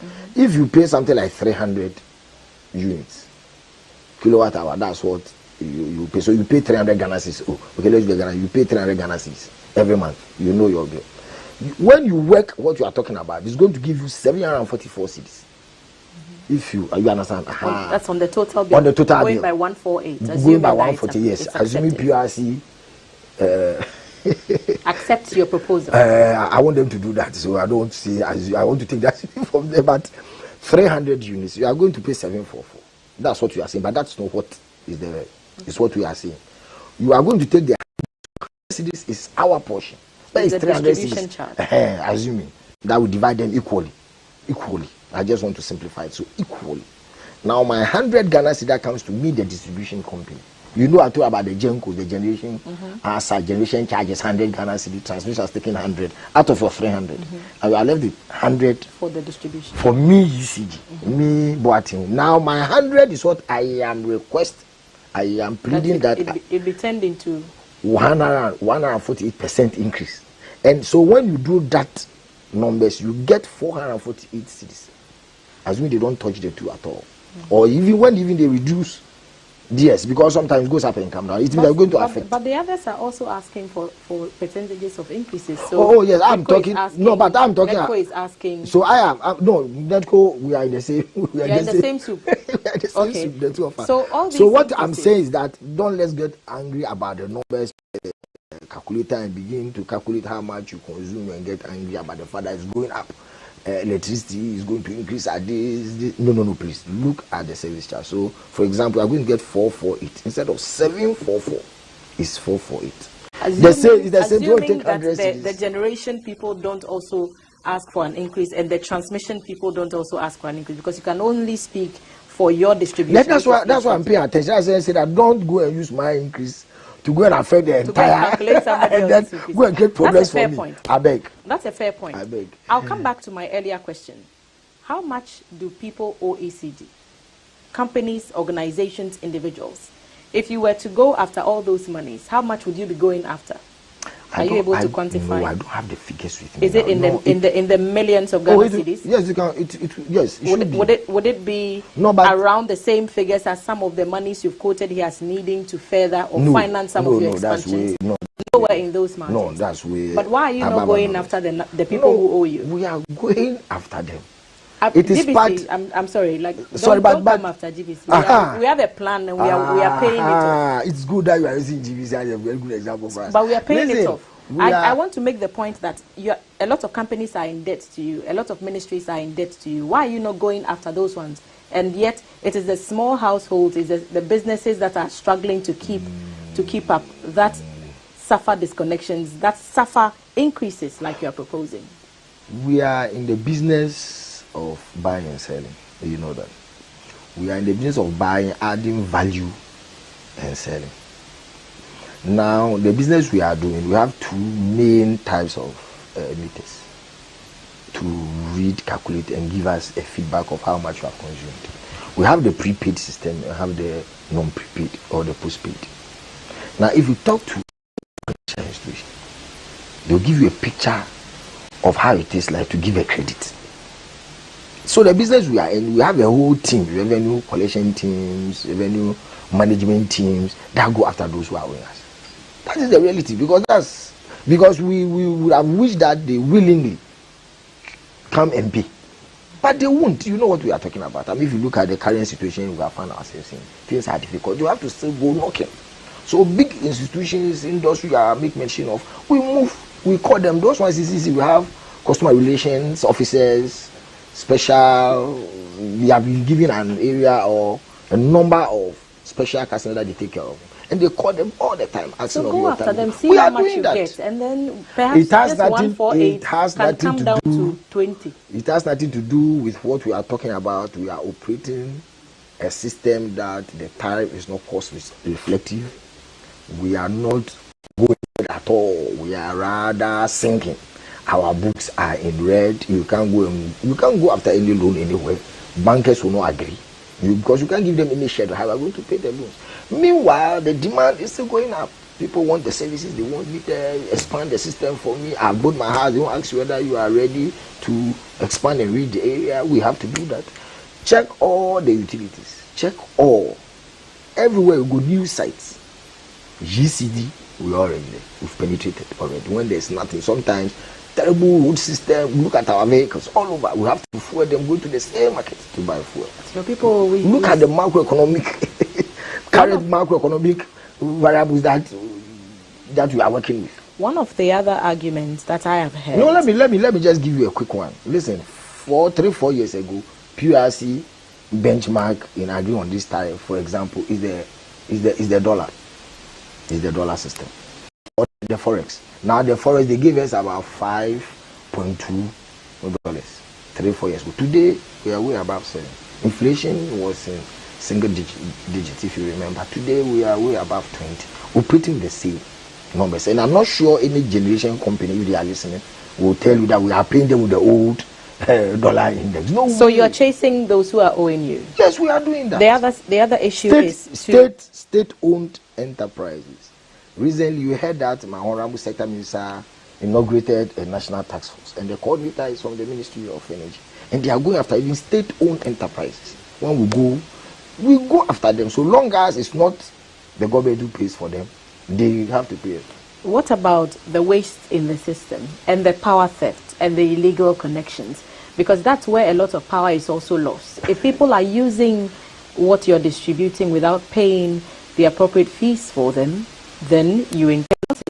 The rest of the country would not want to assume the cost of power that somebody is using illegally that you're supposed to monitor to ensure it doesn't happen. Yeah, thanks very much, but you can talk to PRC. Seriously speaking, they don't pass they don't pass our inefficiencies on the tariff for us. It is taken out. They don't at any given time. It's not part of the consideration at all. They look at what you are talking about. You've bunched about 3 things together, losses and things like that, inefficiencies. Yes, every organization, I can assure you, there's always room for improvement. So we agree that we have to improve. We have to do better customer care area. We have to do better about attitudinal change and so on and so forth. That's one aspect or one leg of the issue. The other is the losses.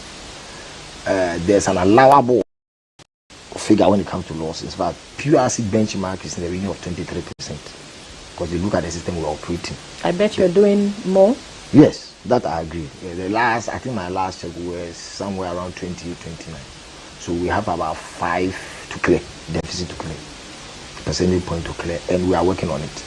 If you heard about the task force, if I will get their main mandate at that time was to go after illegal connections. We publish telephone number, we made mention of giving reward, our informant fee. They are all meant to more like plead with our patriotic citizens to help us curb the illegality, because it is inherent in the system we operate. Everywhere in the world, people steal power. It's the quantum that's the problem. It's the challenge. So what's the quantum we are facing here? That's how what much I'm talking power? about. It's about 5. If you look at the allowable, you understand? If you look at PRC's benchmark given to us, 23% losses. We want to come. We want to come down. We want to come down further. That's the plan going forward. In the next 5 years, that's the strategy. We want to reduce it by 1.2, 1.5%. You're saying that we currently have between 28 to 29% losses. Losses due to power theft and illegal connections. No, it's not only that. Power theft, illegal, they are all one. They are commercial losses. Okay. So yeah, that's the description one. The 2 is technical losses. Technical losses in the region of about 12%, but that's inherent in the system we operate. The system we operate is said that at any given time you have losses. When it comes to technical, you can never clean it. It can never be clean. It cannot be 1%. So in fact, international standards, very well developed countries, they are in the region of 6. We have 8, 12. You can go and check. It depends on the country, but even in the developing countries or developed countries, they have losses. That's why I'm talking about the country. All over the world, people steal power. You have to have a system to track and arrest. Do you have a system? Yes, we have a system. We have a system, only that is not very sophisticated. That's why, physically we are running after them. Physically, one, we have decided and we have already rolled out this boundary metering system, where you see the transformers around your areas. We are metering them, so that scientifically we can easily tell that if I come to Dansoman, I've given you this number of or this quantum of power. Now customers consume this quantum, so the difference tells me that there's a huge deficit here, or the people are stealing and they will zoom in.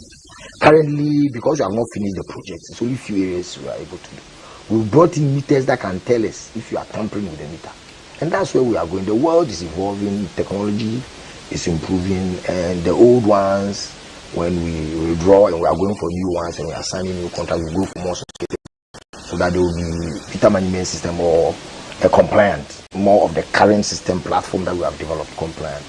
We want to reach a stage, the meter management system we are putting it, we want to reach a stage where we can sit at the comfort of our offices. We can track the meters that are working and the ones that are not working. If you buy, we know. If you don't buy, we know. Currently, if you ask, we know. The system gives us the data that you have not paid. Go and collect those You ones. go, you disconnect.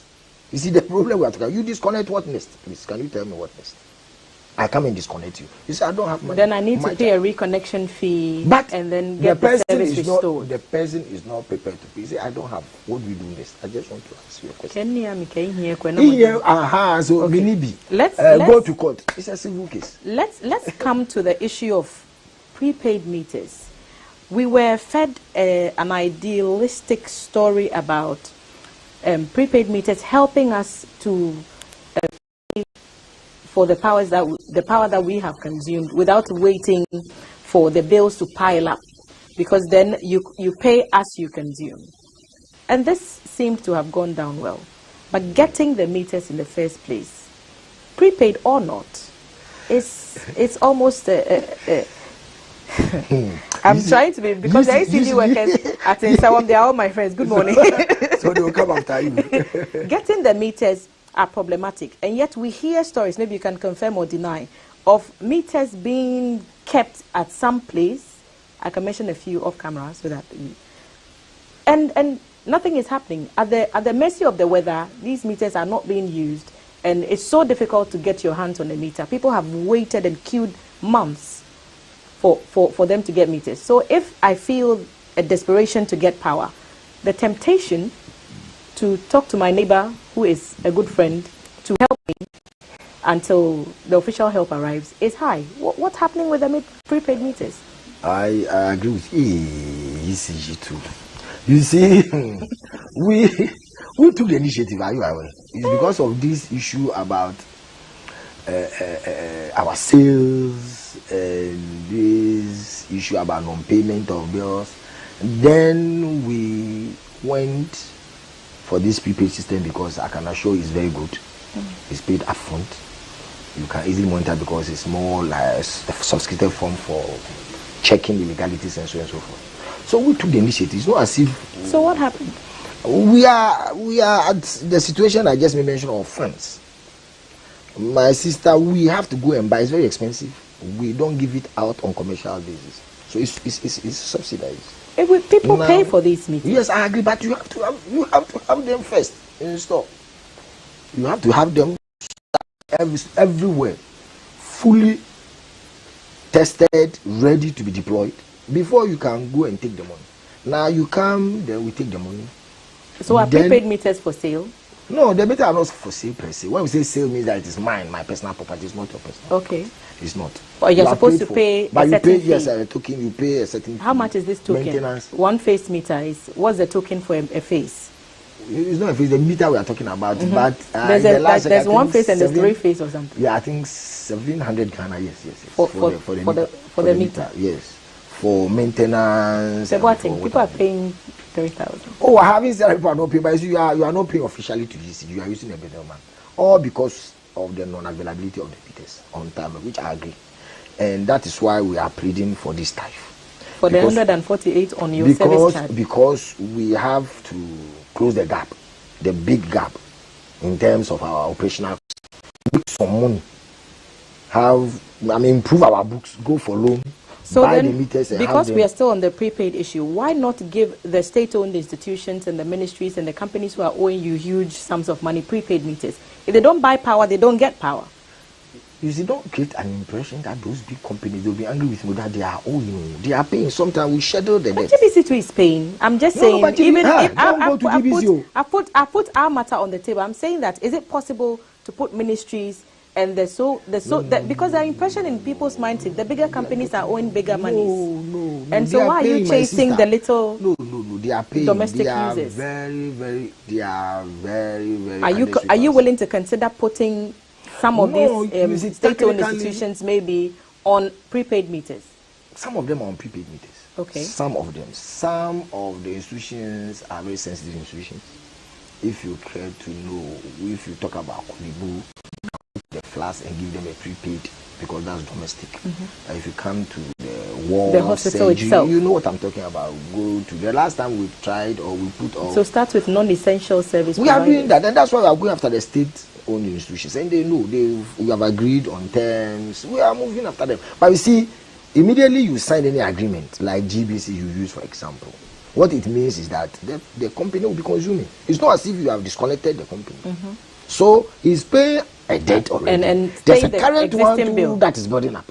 You see the challenge? So at any given time, if you use that as an excuse, go and collect all your money. How can I collect all my money? Because it's a monthly issue. Every month I'm issuing a bill. And every day they are consuming. So it's a going process. Mr. Boateng, let's link issue. Up to the studio. The issue is the fact that we are operating a non-cost reflective tariff, and that's why we are pleading. Look at macro indicators currently. Look at what they gave to us 5 years ago. And you see the difference. Perhaps that's why people are saying, look, we are paying more for we pay every month shortfall. Every time, shortfall, inflation, shortfall. Look at the fuel they give me at that time, how much I'm buying fuel now. Look at all my vehicles. People are paying more for all these other things as well. And there are other increases. That's why I put my case across. But if you look at all the increases that the people of Ghana are facing elsewhere, so now you are speaking, not with ECG alone. For the and people the of general, Ghana. because I'm asking questions that your consumers, your customers are watching and they want to ask you. It's not a perfect ideal system. So why not ask for what they would say in their terms, a more realistic, a more idealistic figure, and ponder on that. And let's link up to the studio. You're watching live from Electro Volta House here in Accra. We are speaking to the ECG about the proposed increment they are putting on the table before the PURC. Mr. William Boateng has just told us that they are asking for 148 on their service charge and not the total bill that you pay. So they are asking for 148 of the distribution charge. So if you pay 300 and you split that into 3 somehow, according, like he's told us with that matrix, then you pay the 148 on the distribution charge on your bill. What are your thoughts? Our WhatsApp number 05555610034. CAF will be reading some messages and we'll be monitoring from here and put them to Mr. Boateng when we return. So let's hear your questions, CAF. Right, Thelma, please note them for Mr. Boateng, Director of Communications, ECG. This is Isaac. They should get debt collectors to collect their debt for them and stop putting pressure on poor Ghanaians. Our issue is that ECG managed. Now, Alexander says, may I ask, if you buy 100 CDs, how many units do you get? Because if I buy 100 CDs on the receipt, all I see is the amount. I want to know how many units I get for 100 CDs. David Agbazuga says, my name is David, Yellow House of Anko. I have a serious issue with ECG. The meter I have went faulty and the credit I have on it is reading into negative. I've reported to their office at St. John's severally, but they totally refuse to come and change the meter. Do you want me to pay more for your incompetence to collect your money by just changing the meter? Think well before you come. I need a correct answer and this should yield a positive result. Thanks. All right. Another message, do I have to suffer this way, deducting 32 CDs, 24 pesos as charges from a 40 CDs prepaid bought? If it were to be you, how would you feel? And you've given us a nice breakdown there. There's a picture there of, how much you've paid for and amount, consumption, VAT 0, get fund 0, NHIL 0, service charge 22.38, street light 5.9158, government levy 3.9438, subsidy 0, subsidy 20, subsidy 30, relief 0, debt 0. And then there's a breakdown there. He's got the whole reference number there. So I'm sure you can see that and respond to that. He says he's suffering. Elijah Haruna says the ECG problem is due to the poor management of government's inability to arrest the dollar dominance on our currency. Okay, thank you very much for that. Kwabena says, good morning, Thelma. ECG needs to invest to bring about effective and efficient provision and management of power. But, 1, they need to check illegal connections, which can be put at the doorsteps of ECG. Reported cases are not attended to with the seriousness they deserve. 2, why are you not providing prepaid meters? I think Thelma talked about that. And 3, the cumbersome nature of meter acquisition. And then 4, response to complaints. Kwabena in Kumasi. Somebody says, my sister, ECG, you're not serious. You know that my friend's meter stops reading, yet he has power. He's gone there 3 times to complain. Up to now, they haven't gone to fix it. 2 years now, he's using free light. He's not comfortable with it, but ECG is also not helping. Government must sell it ASAP. I think your friend is comfortable with free light. Don't mind what he's telling you or she's telling you.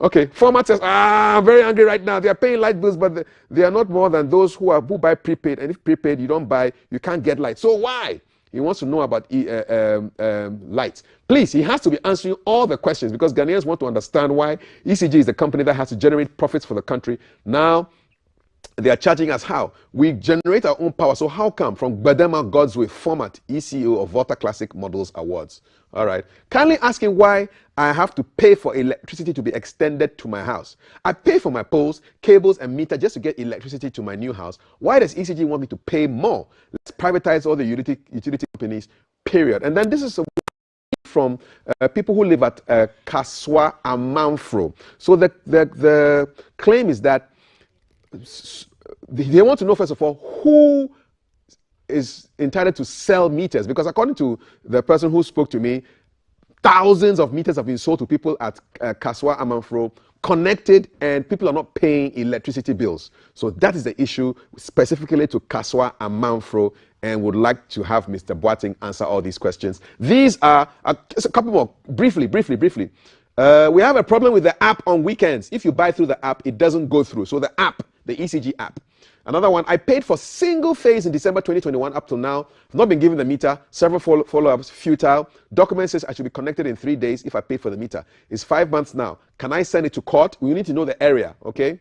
And basically that's it. Those are my messages on 05555561034. I'm taking it back to Thelma, who is down the comments, and Mr. Boateng also making notes. It's almost like I've set them questions at an examination, ECG examination paper. So over to you, Thelma, with the questions and the feedback from Mr. Boateng.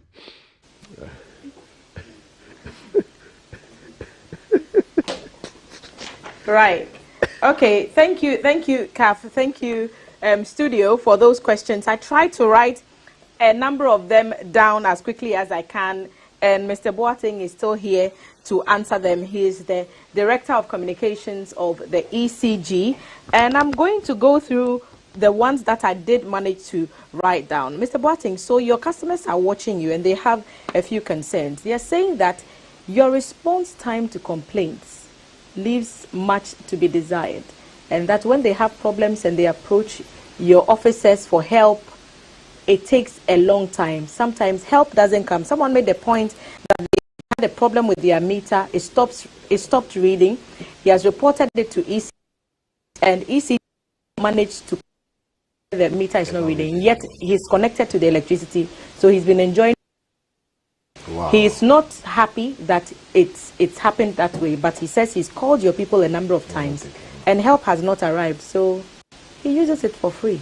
So your response to complaints, people experienced it. I've had the occasion to call you myself personally to report something that was happening in my own area, and it seems like if you don't know anybody who knows somebody who knows you, then you don't get responses to your issues. Why is that the case? It adds to why customers are dissatisfied. Yes, I know. I agree with you also. We are not happy ourselves. We need to do a lot of investment in that area of our business. The customer service parts, make available logistics, especially vehicles, delays, boils down to lack of logistics. Sometimes we need manpower. Whilst doing all this, analyzing all this, looking at the numbers, we have to look at cost involved. So I agree we can do better than what we are doing now. Even if there's a shortfall in what they require to operate efficiently at the district level, they can still do better than what we are doing now, and we'll pay attention. But I'm sorry, I understand what customers go through when they report and we delay. But I'm still talking about investment issues here. But we'll look at it. We are still working on that. Someone also asked a question and said, when they are building their house and they pay for the wiring, you send EPA to come and inspect, you deem it everything above board, why do they still have to pay for the power to be connected to their house when they've bought their own cables and everything?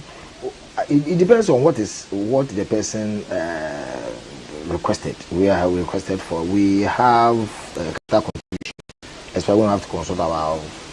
We construct more than 2 poles, 4 or 5 poles investment in the areas.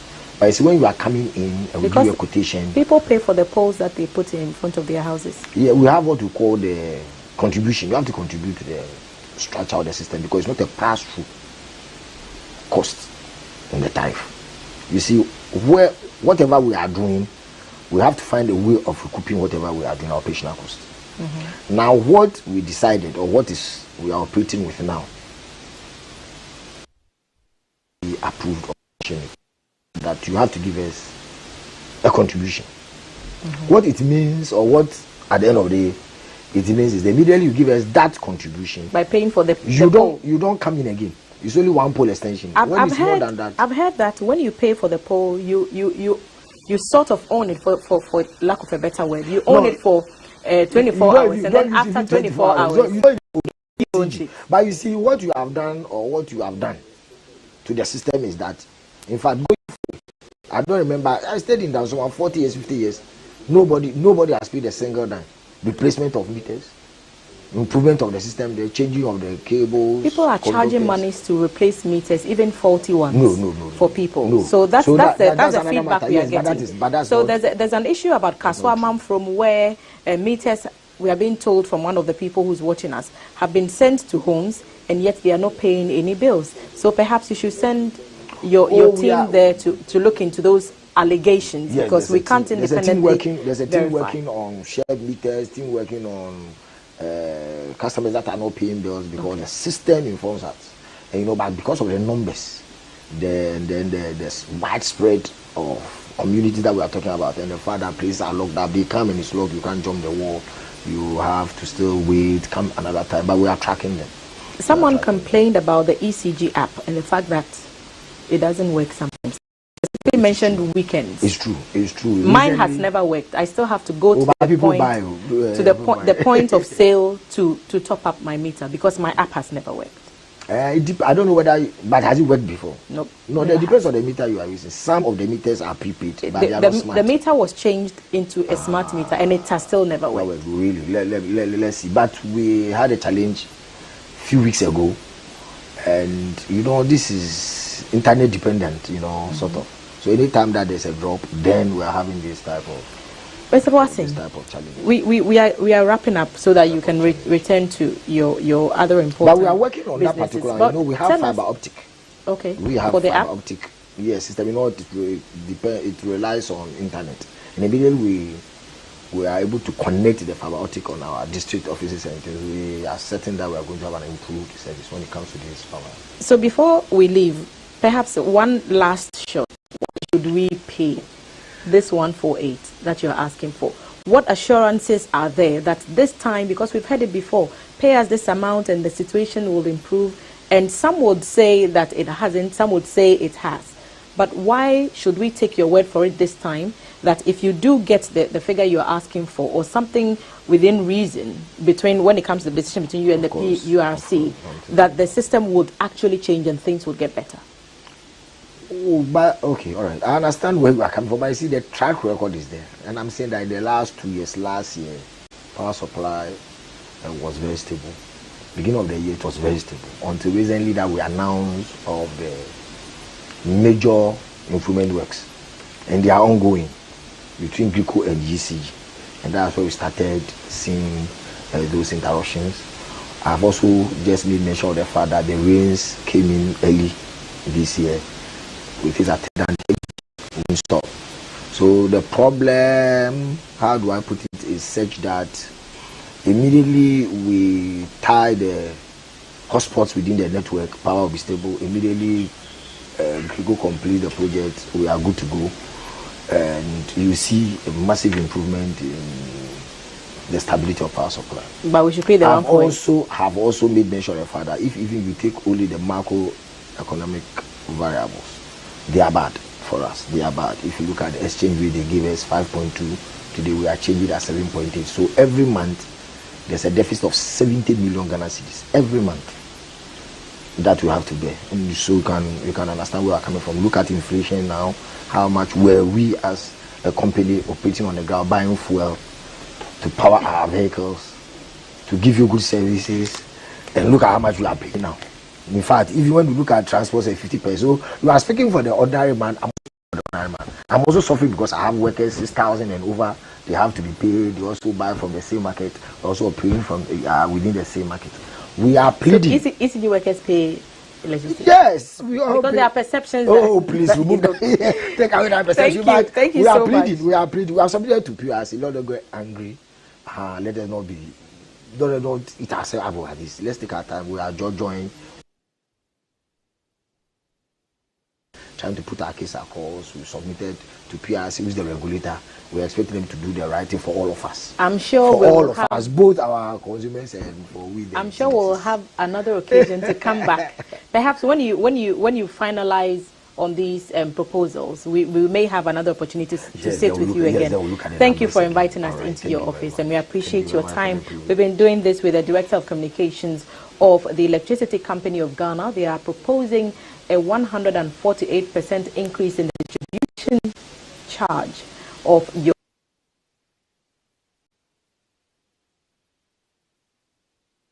insists that they are committed to providing you with stable, reliable power supply, but only if they get the necessary financing to do the kind of investments and the kind of projections, the kind of projects that they want to engage in. And you have also joined the conversation. He's answered some of your questions. It does not end here in any way, but when you find the need to ask more questions, send us. Of course, we will be here again to ask them on your behalf. This is Breakfast live on GTV, made possible by Wake Purified Water and Adomco Next Level Energy Drink. And we'll end it here. Back to you guys in the studio. We'll see you in a few minutes.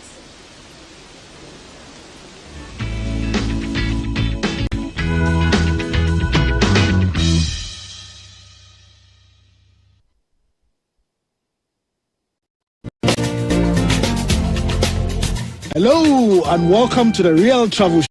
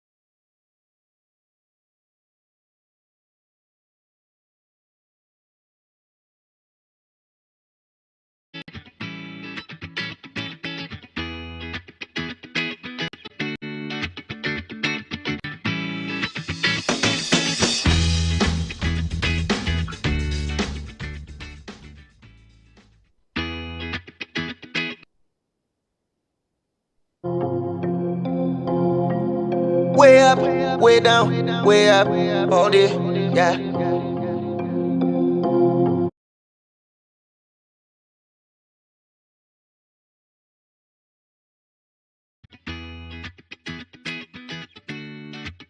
Morning.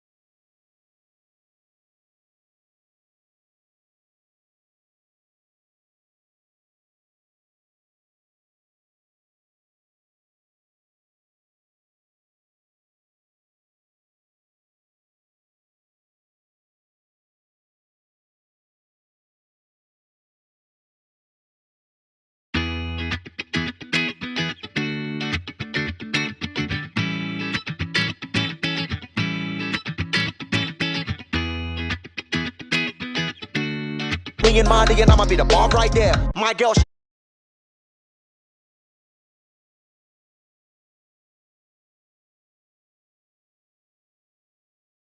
Aside, so that performance is by none other than Best Rap Performance of the Year 2022 at the VGMA Lyrical Joe. So you see why he won now. That's his entry onto the set, guys. He's a guest on the yellow couch. So his real name is Joseph Gamo, and he decided to call himself Lyrical Joe, aka LJ to some people, and undoubtedly one of the new school artists and a talent that Ghana needs to look out for. And he's on my couch right now. Hello. Hello. Hi. Hi. Welcome to the yellow couch. Thank you very much. It's a pleasure. How long has it been since we've spoken? It's been like... it's been years. I'm sure 4 or 5. Yeah. And then, hey, boom. You're winning awards. Awards, yeah. Okay, so tell us, like, the transition to be this person who's now being celebrated for the best rap performance. It would be, I would say it would be determination, hard work, consistency, and, you know, with the whole team. I like the consistency part. Yeah. What do you do? I mean, you mentioned your team too. Yeah. What keeps you, what makes you be consistent and stay on the same wavelength? What do you do that's different? Consistency, I think, is one thing that confuse. Consistent don't mean that you are winning always. Even when you don't win, you know, you still pick up, you still keep going, keep hitting the, you know, the hammer on the nail until you reach your target. So consistency is, to me, is working tirelessly, like keep going, even when you are tired. Just, you know, you might fall for a minute, but rise again and keep going. Okay, so can somebody interpret your consistency to mean that maybe you were working on your rap game? No, not working on my rap game, but like, as in, because I finished working on my rap game before I even decided to come into the music industry. So it's like you don't say you go you come to the exam hall to come and learn. No. You feel okay. So as a rapper, you don't how do you get better as a rapper? How do you get better as a rapper then? As a rapper, the thing is that we music, it's like education, so you need to stay wide, like you need to be well read, like you should be reading, you know, society around you that you live in, you should pay attention and be very observant and be smart. Right. So I was speaking to somebody and she said, oh, why didn't the guy you were going to speak to yesterday? And I said, oh, we put him back for today. And he said, okay, so ask him why somebody my age, and this person is like 56, why somebody my age would listen to his music? Why would it appeal to me? So how would you appeal to a wider audience? Your vibe is growing, your brand is growing, and people are getting to know LJ, okay? So how would you appeal to somebody in that age bracket who doesn't even know what a new school artist is? Does that person listen to their children when they talk? I think so. Yeah, then they should listen to me too. Okay. So how would you might be older than me, but doesn't mean I don't have anything to offer or anything to tell you. So as much as you are that, I mean, at that age and you can listen to your children, you should also listen to me. Okay, so that's how you're going to...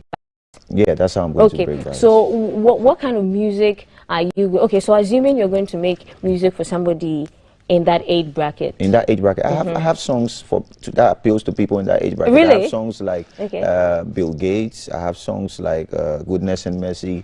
I have those. So I'm just saying. But the thing is, if you don't pay attention and you don't give the person the chance, how would you know what they have? You understand? They say big things come in small packages. So as long as you are interested in hearing something, in knowing something, you go on there and then research. Go to my YouTube, anywhere you see, then now you realize that, okay, this person has content I can vibe with. And as much as we are also promoting it, you know, sometimes it will come to you. Okay, so Goodness and Mercy would appeal to people in that age bracket. Can you do... Bill Gates? No, I want Goodness and Mercy. Can you do a freestyle now?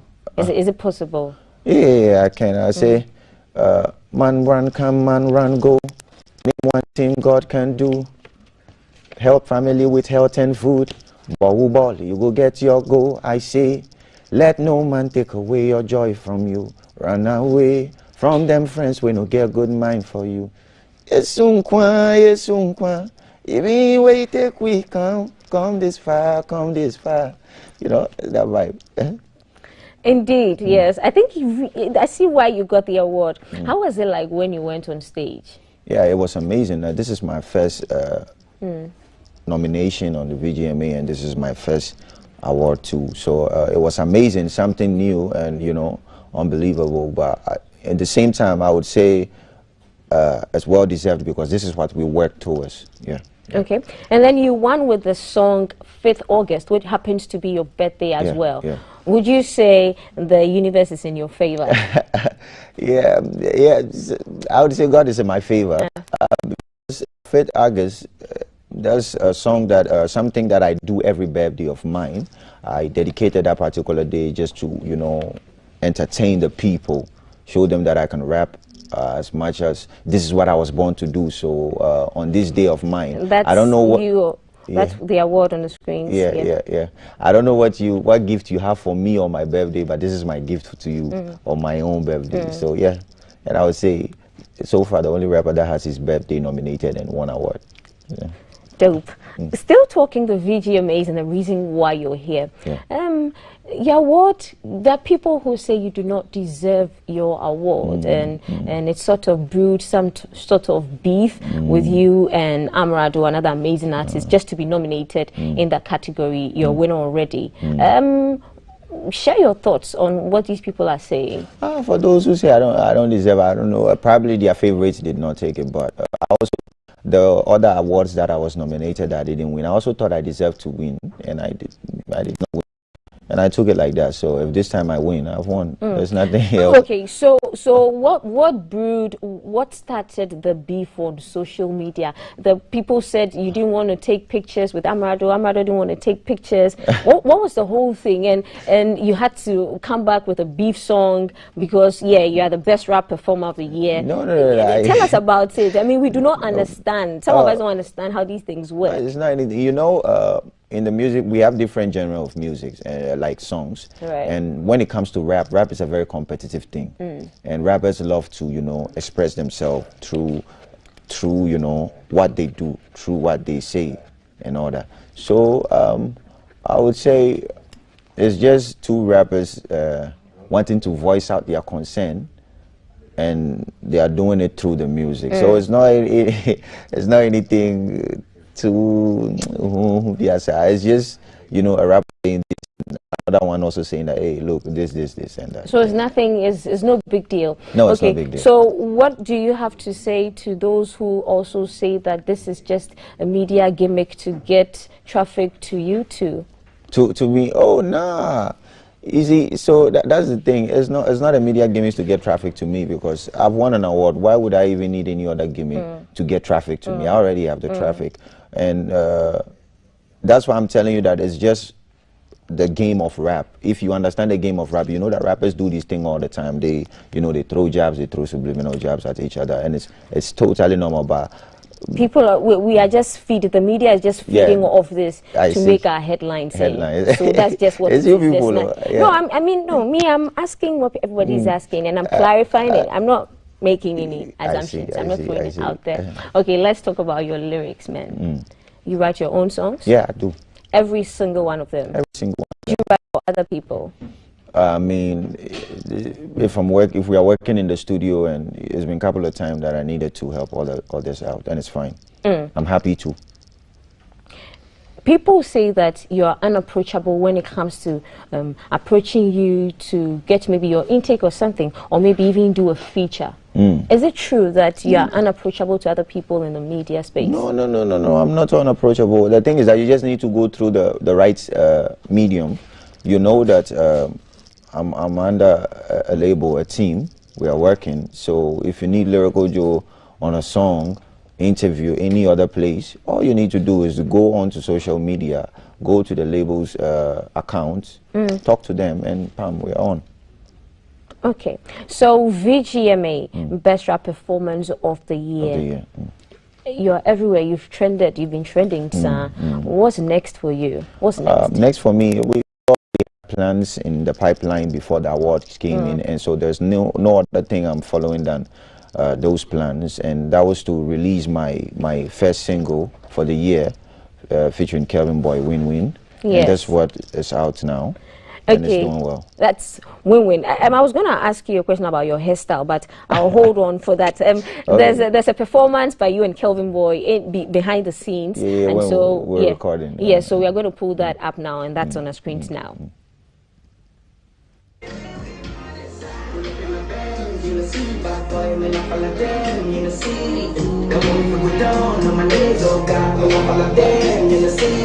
Pull up in the bands, in the sea, bad time, and all of them in the sea.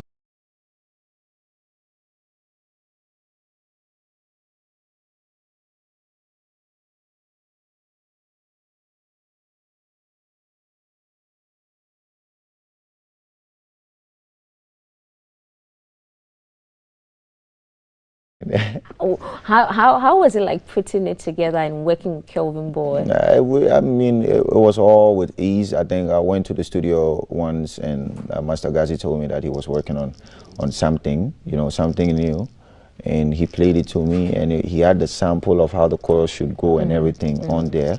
And he decided that he was going to get Kelvin Boy to, you know, do the chorus and everything. So I was like, all right, cool. So I just laid down my verses, and then later on we got Kelvin Boy, came to the studio, he did everything, and we have a banger. Do you play an instrument?